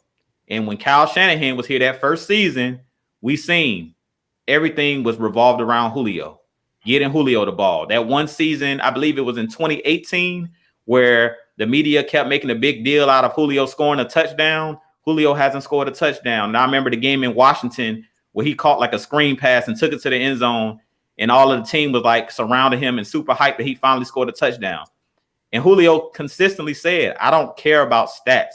I just want to win. And that's what it should be about, winning. That's what it should be about. But so much of the media always talks about the stats because of fantasy football and the things, things of that nature.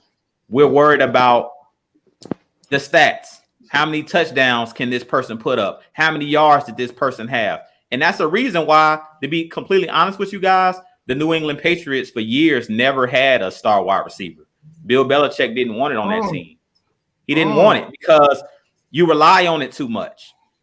Like, think about this. The Patriots, out of all of the great wide receivers or all of the wide receivers, the average wide receivers they had, when they had one great wide receiver in Randy Moss, they didn't win the Super Bowl.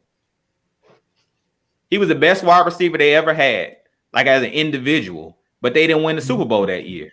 Even the second best one they had was Ocho, and they didn't even win with him. They didn't win with him either. And that's what it goes to show you. That's why I'm not panicking with the whole Julio not being on the team. Because if you look at around the league, you don't have to have a star wide receiver to win a Super Bowl. You just got to have guys that fit the scheme. As Rashard was mentioning earlier, if you got the right type of wide receivers and the chemistry is there, you can get to the promised land. You can win the whole thing if all of those guys mesh correctly and you use these guys and put them in the right situations. You don't have to have that star wide receiver, but that's what the media wants because that's what sells. As Mike always talked about Julio sold tickets. Mike Vick sold tickets. So that's what it was about. But to be honest, now because Julio's not here with that, being that superstar, that really is a burden off of Matt Ryan, to be completely honest, because now he doesn't feel forced to throw the ball or force the ball to one person. Now he can spread that football around whoever's like open. You want to. Yeah, spread that ball around just like he did the year that we actually went to the Super Bowl. If you go look at Julio's stats, yeah, he did his thing, but Matt Ryan threw to 13 different targets for touchdowns, something like that. Yeah, spread the ball around. That was the reason why he was the MVP. So that's what I'm really focused on this year. Is I want to see. Go ahead. I'm sorry. No, I'm sorry, but I was gonna say Julio was tied in the team lead with 6 touchdowns that season when we went to the Super Bowl. Who was tied with the team lead with him? Do anybody know? Oh, say it again. I'm reading Tony. I'm saying Julio. I'm sorry. He trying to prove to me that the Saints got a good offensive lineman, and everybody he named, I don't even know who Andrew Speak. Why? Because I saw Grady Jarrett put that man in the dirt plenty of times, right along with Eric McCoy. I've seen Grady Jarrett put that man in the dirt, so I ain't trying to hear that. But my bad. No, I was saying Julio was tied. He had 6 touchdowns that season when we went to the Super Bowl, but he did the lead. He was tied as a team lead. Do y'all know who the person he was tied with? I don't know. Y'all can't name him. You can't name him. Spreading that thing around. It was Taylor Gabriel, a person that was waived by the Cleveland Browns. At the end of that preseason. Yeah. Julio had 6 TDs that whole year, and he was tied with Taylor Gabriel for the team lead. So that goes to show you when you spread the rock around, or as we said, when you spread that Taylor around, like when everybody getting some love, it makes it hard for defenses to really key on you because everybody getting love. I mean, for crying out loud, what that boy named DJ Tuilavaya, he caught a touchdown pass. And the boy ain't probably played another down in the NFL since. That's all I'm saying. Let me say this, all right? Because people just like Tony, it just I don't know what his problem is tonight, but he just and like he insisted on embarrassing himself, saying that offensive line is very good. They're not very good. They are well in sync together. Okay, there's a difference between being individually good as an offensive lineman and being in sync as a great offensive line. And what the Saints are, because of great play calling, are in sync. I just said with the Patriots, can anybody in the last 10 years name one dominant Patriots offensive lineman? And they done won 7 Super Bowls with 20 different offensive linemen every year. Why? I could go as far as saying with the Falcons, like look at Matt early years. We didn't have Pro Bowlers on our line, but they played damn good together. Sam Baker, Justin Blaylock, Mud Duck, Harvey Dahl, Tyson Claymore, them boys wasn't like household names. But when they stepped on that field together, defensive linemen felt that pressure. They knew what they were going against. Some tough physical linemen. Like I said, individually, Harvey Dahl wasn't no all-pro right guard. But you best believe he was the dirtiest player that I ever saw play that game. And he brought that physicality to the offensive line. I mean, hell, when we went to the Super Bowl, we had the same 5 guys heading to the Super Bowl. So boy did not miss a game. So you can't tell me continuity don't matter when you literally have 5 linemen that played literally from game 1 to game 19 together. Yeah. It's like we say this all the time, man. The trenches is where it starts and where it ends. If you can't win up front, you ain't winning anything. You know, so when I hear people say we want to win, if you can't win up front, you're not winning anything. You're not going to have a winning season. You're not going to contend for the playoffs. Don't even stop talking about Super Bowl and all that. That's exactly what I'm saying. And that's why I said outside of Ramchick, I've seen Andrews Pete get smoked by not even just Grady Jarrett. I've seen him get smoked by Deedon Sanat. I've seen him get smoked by players that shouldn't be getting smoked. And Eric, whatever his center is, like I said, they do a very good job of keeping those guys in sync. They don't hold on to the ball for 3 seconds. Your offensive lineman is going to look better when you're not holding the ball for 15 seconds. Your offensive lineman is going to be quarterbacks like Drew Brees want to get that ball out, like Tom Brady, Matt Ryan. They don't hold the ball for 3 seconds. They don't do that. So their offensive linemen are going to be better. But when you talk about in the clutch, when you need Ramchick, can he stop a Khalil Mack? Absolutely not. Can he even stop, just a Dante Fowler? I've seen Dante Fowler do him up. I've seen Dante Fowler do him up even in the game when he was healthy, going against. I've seen Jacob Tatum Mariner against the Saints do them up. And them guys, you wouldn't dare say those guys are anywhere near great pass rushers. So I've seen the Saints offensive line struggle against trash offensive. And like, no disrespect to our defensive line, but those guys were not in sync at all. So like I said before, and we're kind of going to the last we're going to last thoughts. But that's one thing, like I said, with the Atlanta Falcons, there was one guy on the offensive line that I say is a Pro Bowler, and you can deny that Jake Matthews, no matter how you feel about him and his untimely penalties, he's still one of the most consistent, if not the most consistent left tackle in the game. I don't think nobody in the game is more consistent than Jake Matthews. All right. The issue with the Atlanta Falcons offensive line is that they don't run the ball. It's really that's it. And that's his strength. That's Jake Matthews' strength. You see, when he's going forward, when he has an opportunity to punish you, he will put your ass in the dirt, Undertaker style. You know what I'm saying? He will put you in the dirt. He loves to put and smash people. He loves it. Caleb McGarry, Chris Lindstrom, that's their strength. This is why we went out and hired Arthur Smith. He loves physical offensive play. So this is what you're going to get. And I truly believe that this Falcons offense is going to be, much, much better in sync as far as just all around play calling. So we're going to get into the last thoughts. And whoever can go, anybody can go, man. Your last thoughts.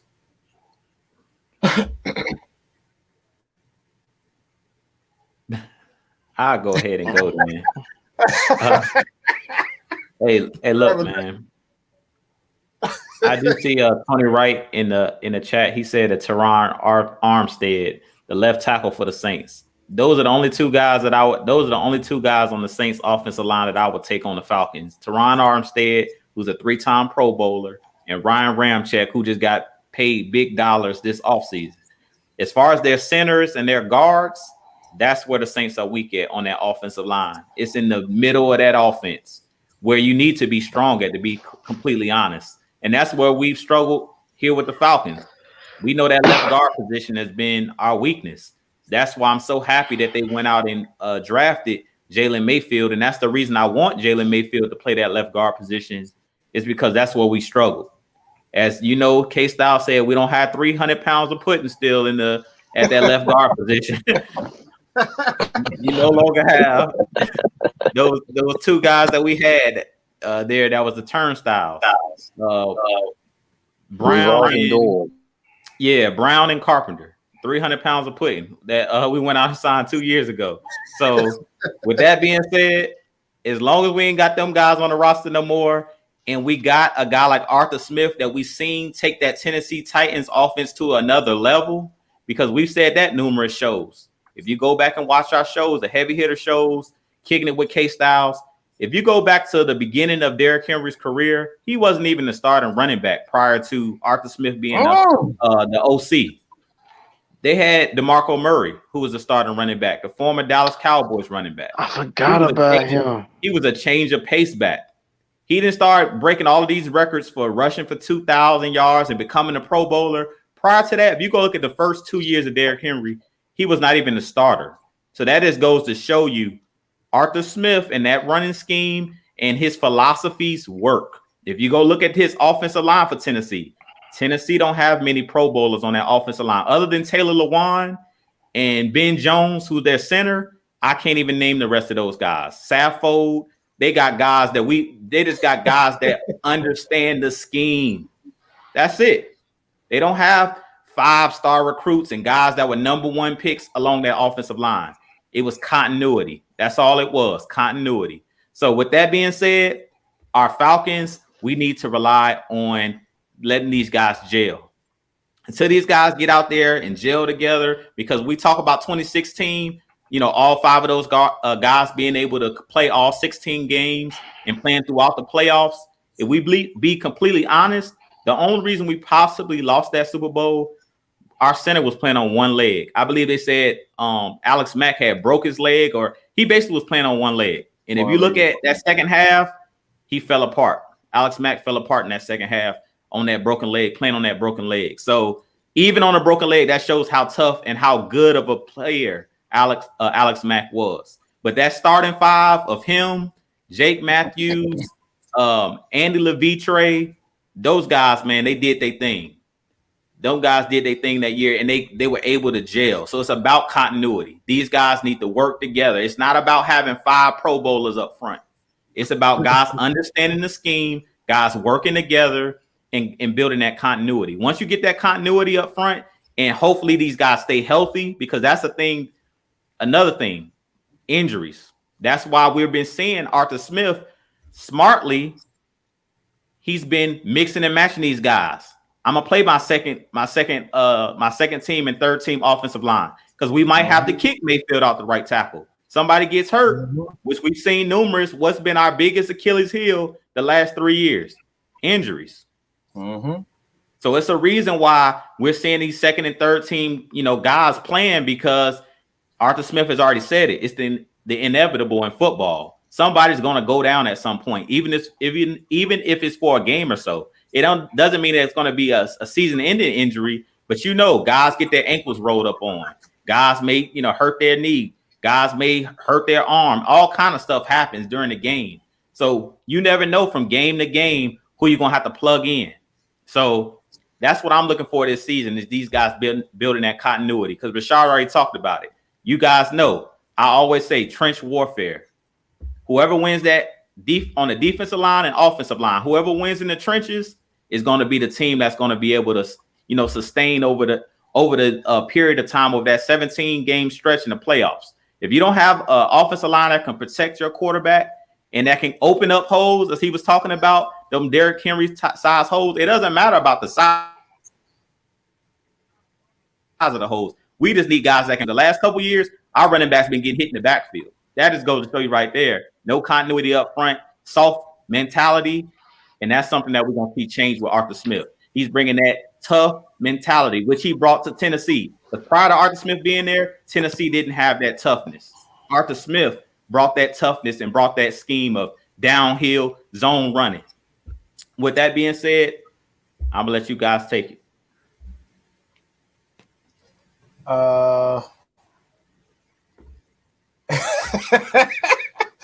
Look at that little. Go ahead, Rashad.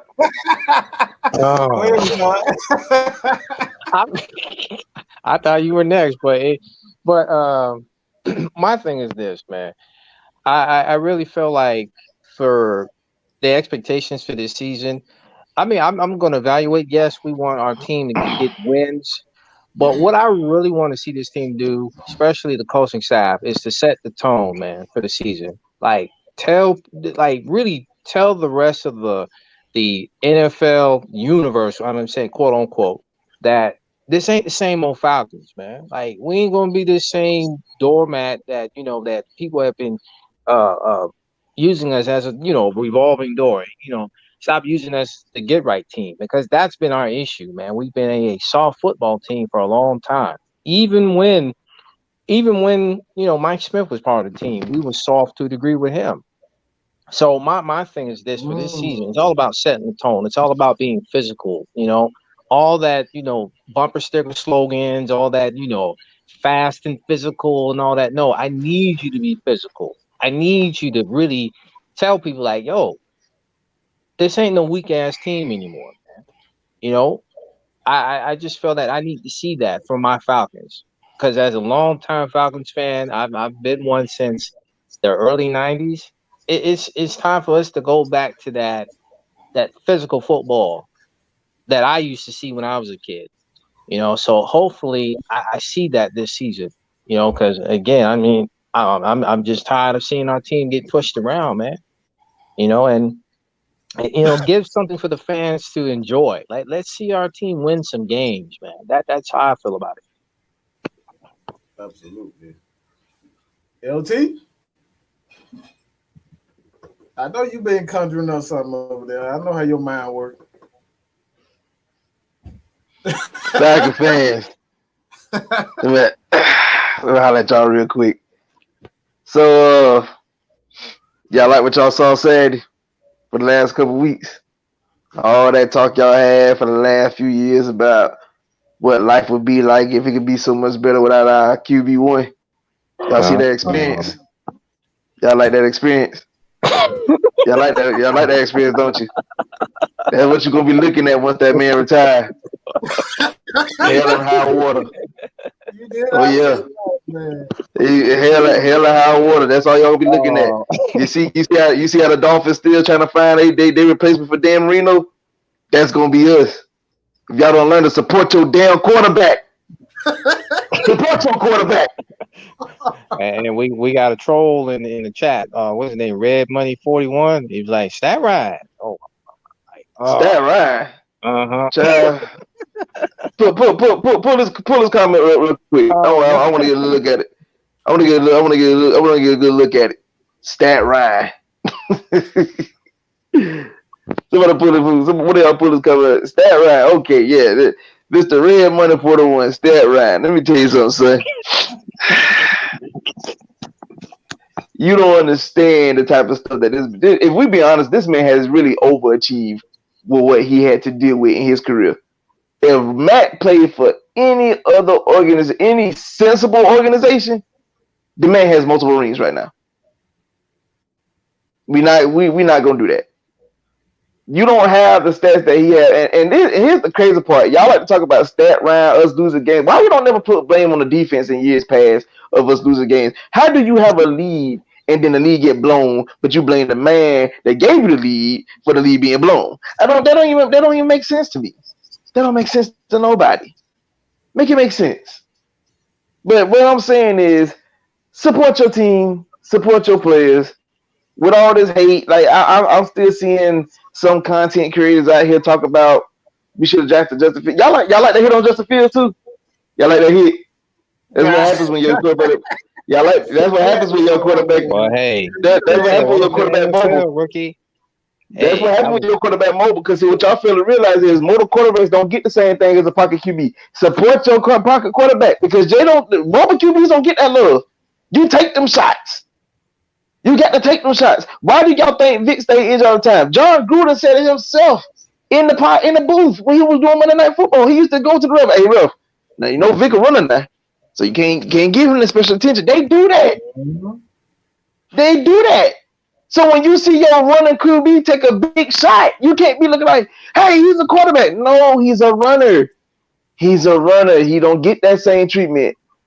I.e., Robert Griffin III when they played the Falcons in 2012. All that running he was doing the first few weeks of who he met. Sean Witherspoon on that sideline. And what happened? Got knocked them smooth out the game. You was a runner. If you stay in that pocket, you be more effective. If you in that pocket, you're going to get that treatment when you in that pocket. But the minute you break that contain and you doing all that scrambling and running, why y'all think Cam stayed injured recently?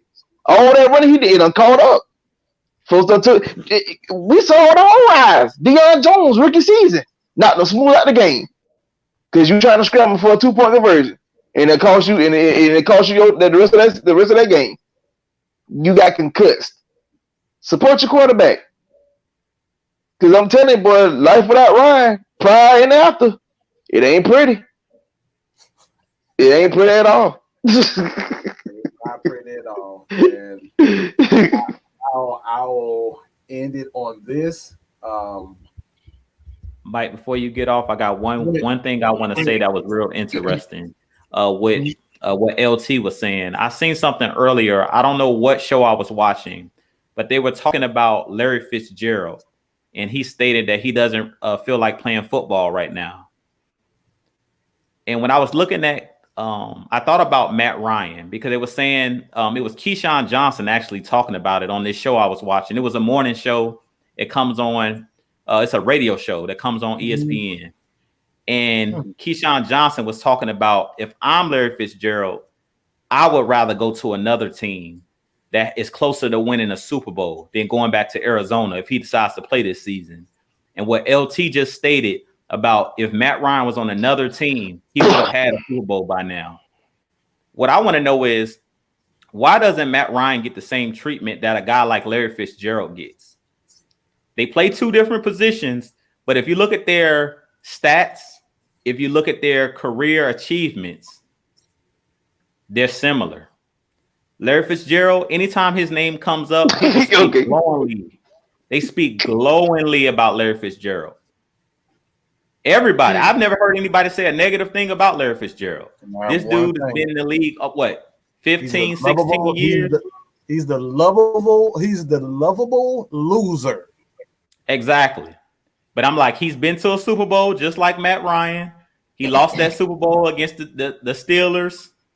Nobody speaks negative. Had a good game too. Yeah, had a good game, just like Matt Ryan in the Super Bowl, had a great game.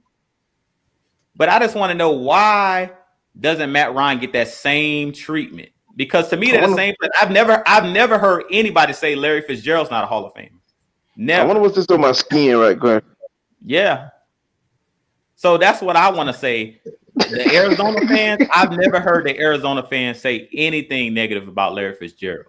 So it's the same thing with Matt Ryan. Matt Ryan deserves that same treatment. If you look at those guys, I dare you guys to go look up what those guys have achieved in their careers. They just play different positions, but pretty much they're the same player. Both lost the Super Bowl. Larry Fitzgerald don't have an MVP. Larry Fitzgerald hasn't been the offensive player of the year.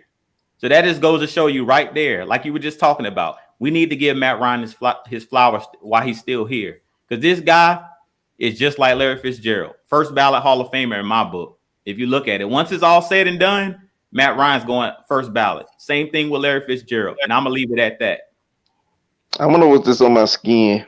I can't seem to get it off. Oh my Lord. Like, I can't seem to get it off. I'm trying to figure out what's this on my. I'm trying to. Maybe I'm colorblind. I'm just sure. I don't know. Maybe it's me. Maybe it's something to do with it. Maybe that has something to do with it. Maybe I'm not sure. Maybe I'm colorblind. You know. Maybe.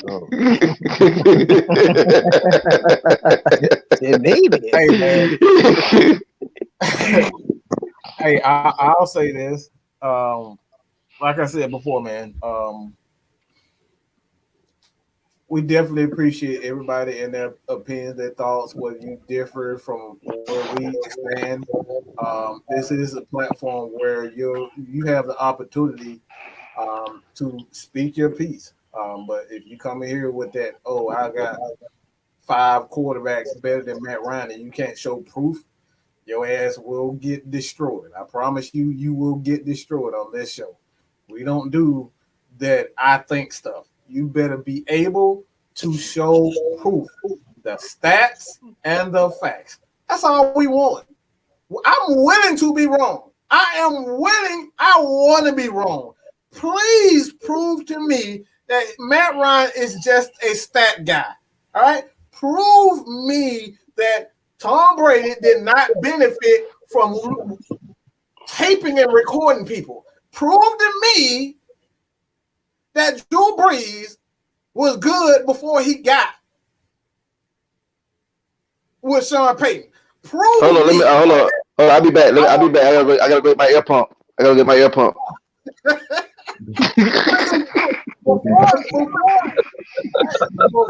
Drew Brees got with him, he sucked ass. Okay, he couldn't stay healthy before he got with Sean Payton. So why is it that, again, maybe this has something to do with it? Just maybe that got something to do with it. Maybe you don't run fast enough. Maybe that's something have to do with it. But why is it that Matt Ryan, he put up all these stats? He is not the one that putting up 5,000 yards 4 years in a row. And probably more than that. I think it's like 4 or 5 years in a row. Matt Ryan didn't do that. That's Drew Brees. Drew Brees doesn't get labeled as a stat Ryan or stat Brees. Why is it that Matt Ryan? Why is it only him? The hypocrisy amongst these fans, the hypocrisy amongst the NFL media.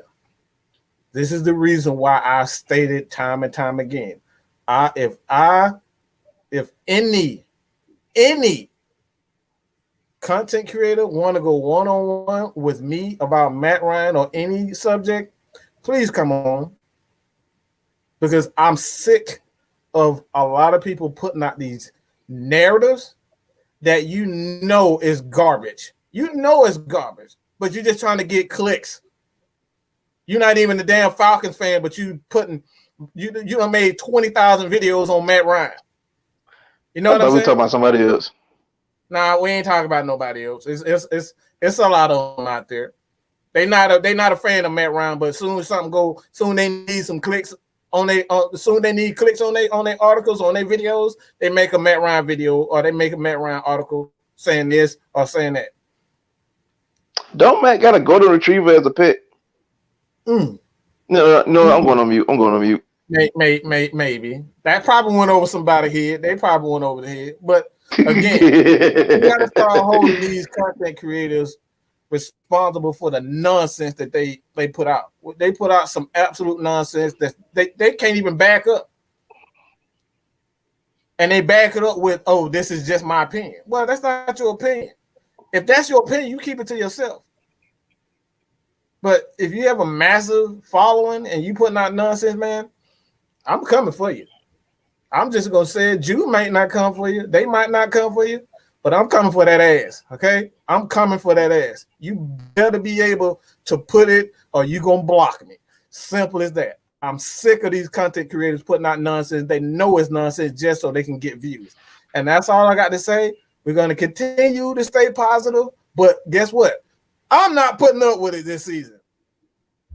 This season, you are going to get it. You getting that work this year. All right? You getting this work this year. I'm talking about look, I'm gonna give you the Derrick Henry. All right. I'm coming for 3-4 different people at one time who putting out nonsense. Because it's creating a divide within our fan base. How hard is it just to tell the truth? It shouldn't be that difficult. You know what I'm saying? It shouldn't be that difficult to just respect the fact that Matt Ryan is just a Hall of Famer. It shouldn't be that difficult to see that Felipe Franks is not ready. He's not ready to be a starter. It shouldn't be that difficult. But we're ready to label guys like Felipe Franks a starter because you just simply don't like a guy. So, again, I mean, this is the same people that think 56 completion percentage quarterback going in Hall of Fame. But I digress. I like I said, I'm look, man. We got to do better as content creators. That's all I'm saying right now. We got to do better because we are, whether we see it or not, a lot of people look up to myself, to Ju,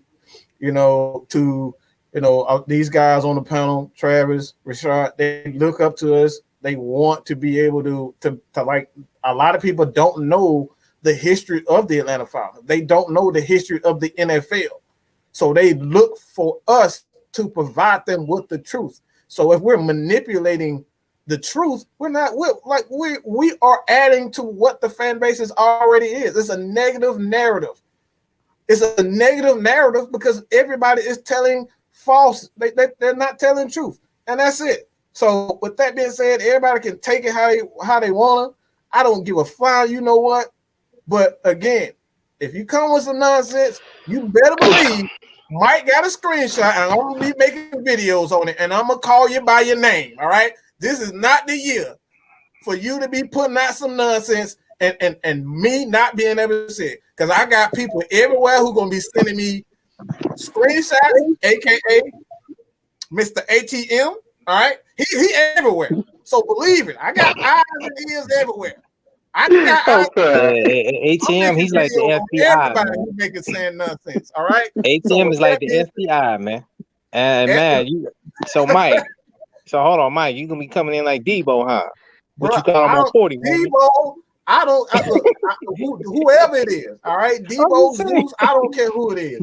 Look, if you putting out some nonsense and I see it, I'm making a video on it. All right, and you're getting smoked. And that's all I got to say about that. Everybody continue to support us. Head over to Ju TalkSports and his quest to 1,500. All right, 1,500. I'm almost at 6K myself. Hey, that's what's up, Ju. Hey man, Ju. Hey man, you talk about somebody who, if anybody that I always lay the red carpet down for is Ju. Ju is the absolute truth. He was the first guy that I had to have on my team because I respect the hell out of his knowledge. This dude is probably one of the smartest. He's probably the smartest Falcons fan that I've ever had the privilege to even know and to work with. So you guys continue to support your boy Ju, man. Head over to Ju TalkSports. Tyvon Watkins will report out to Robert Alford and Malcolm Butler. Tell him out. I mean, I'm about to put Ju to the test. You said Ju might be the smartest Falcon that you. We going to see about that. Why you doing like that, man? we going to see about that. We're gonna have a debate, but the call this debate that Butler they were celebrating halftime if the Super Bowl was in the bag, and y'all thoughts on it? You already know my thoughts on that. This will be the last. We're gonna try to make it as short as possible because it's been 2 hours. Also, I want to give Dirty Bama Boy his shout out for $4.99. All right, we appreciate everybody for the continuous support of not only Ju TalkSports but AFN. Man, everything y'all do is everything we do is for y'all. But let's try to make this quick. Everybody thoughts on his Robert Alford coming out pretty much snitching and telling everything. What you guys think about it? Let's start with you, and then we'll go to Rashard and LT. Y'all know what I feel about this whole situation. I mean, to be honest, I really don't care that he told Malcolm Butler as his teammate that they was all hyped and they was at halftime thinking that it was in the bag. If you go back and watch the Super Bowl highlights, they had players mic'd up. You heard Mohamed Sanu on the sideline saying, we finna put 30 on their heads or 40 on these guys. And then I don't remember, it was Taylor Gabriel, was somebody on the sideline basically stated, but that's Tom Brady over there. That's basically what they told him. Like, chill out. Mm-hmm. Yeah, we winning.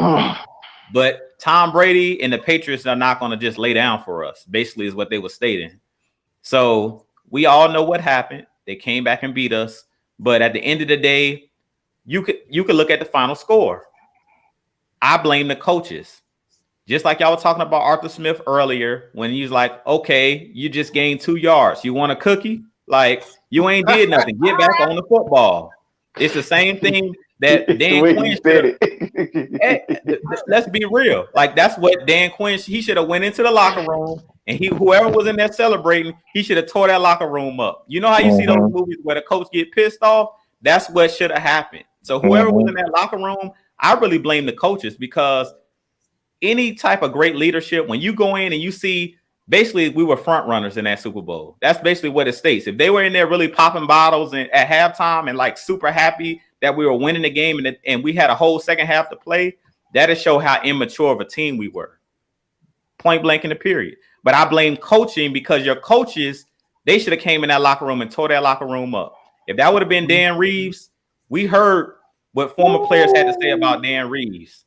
They said we was in the locker room cutting up and stuff like that. When Dan Reeves came in the locker room, we straightened up.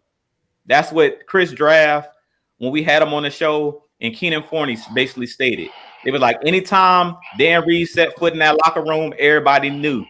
Attention on deck, straighten up, have your helmet in hand, because he won't about none of those games. And pretty much that goes to show that our coaching staff didn't do their job. If they really was in there celebrating at halftime, when we hadn't won the trophy yet, that just goes to show poor leadership. To be honest, I hold Dan Quinn, because he was the head coach, the most responsible, because he was in multiple Super Bowls with Seattle.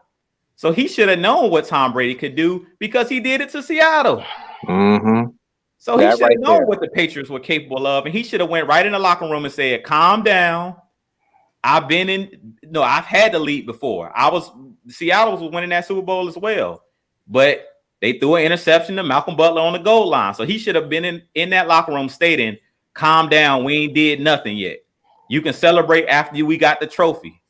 But evidently, nobody said anything. The players was hyped in the locker room. They thought the game was over, but a wise man once told me that game ain't over until that clock hit zeros. Do you see zeros on that clock? Don't celebrate. Mm-hmm. And we celebrated too early.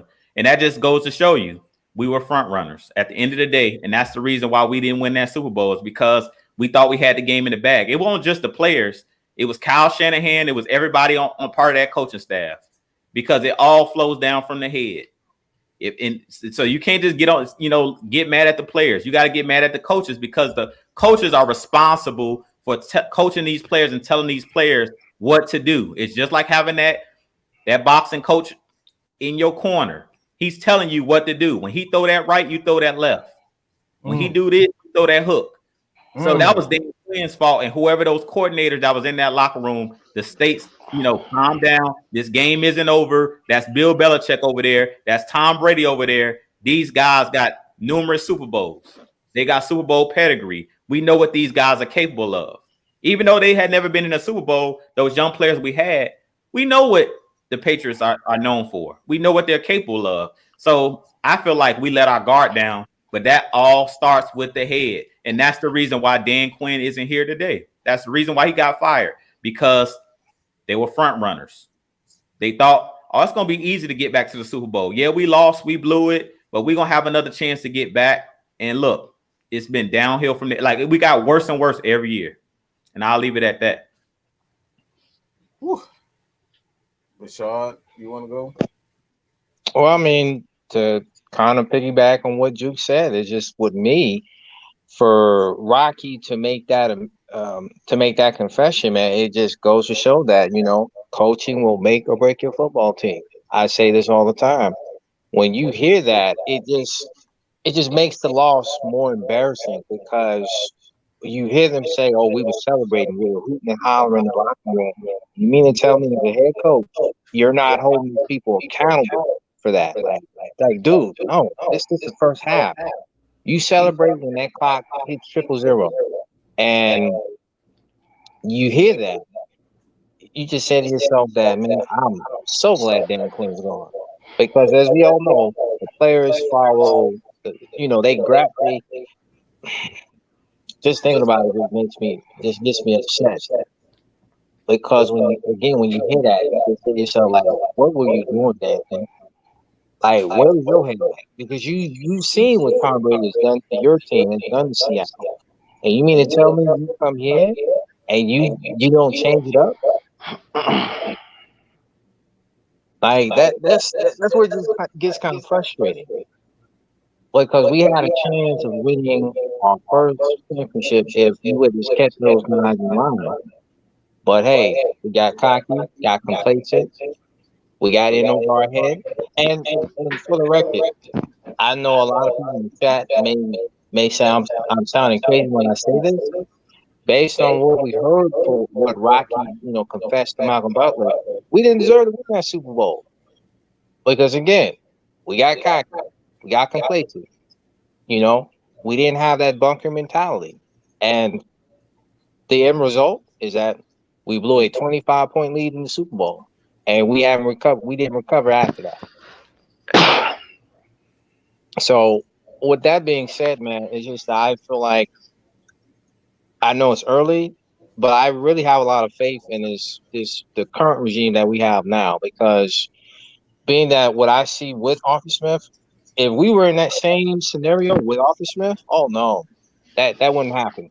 That wouldn't happen at all. We're gonna run that football. We're gonna keep everybody on the same page. And that's just how I feel about it. All right, LG. Let's go.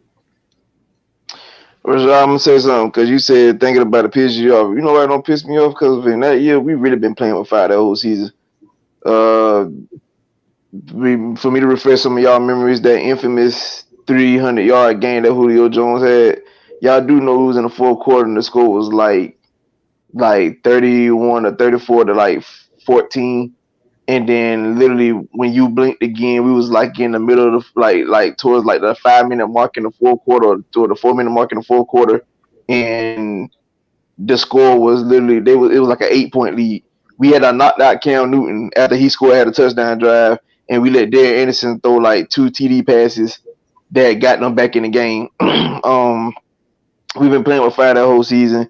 We actually blew a big lead like that several weeks after that game against the Chargers. We was up like 30-something against them, and then they walked us down by literally just doing crossing routes the whole second half.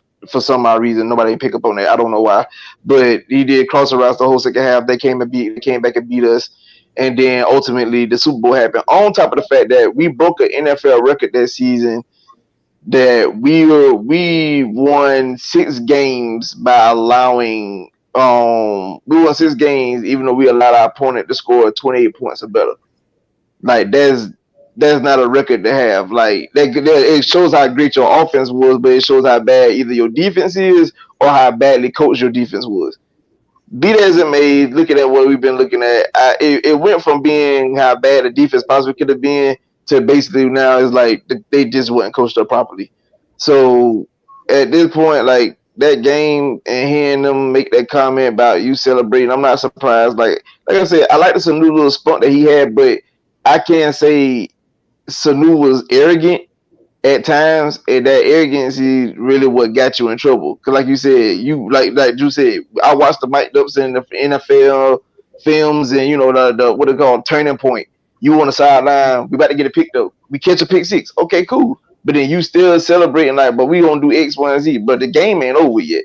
So now ultimately you lose that game, and now for Robert Alford to come out and say that, oh yeah, we was about ready to pop champagne in the locker room when we was up 21-3, this, that, and third. My final analysis on that is this.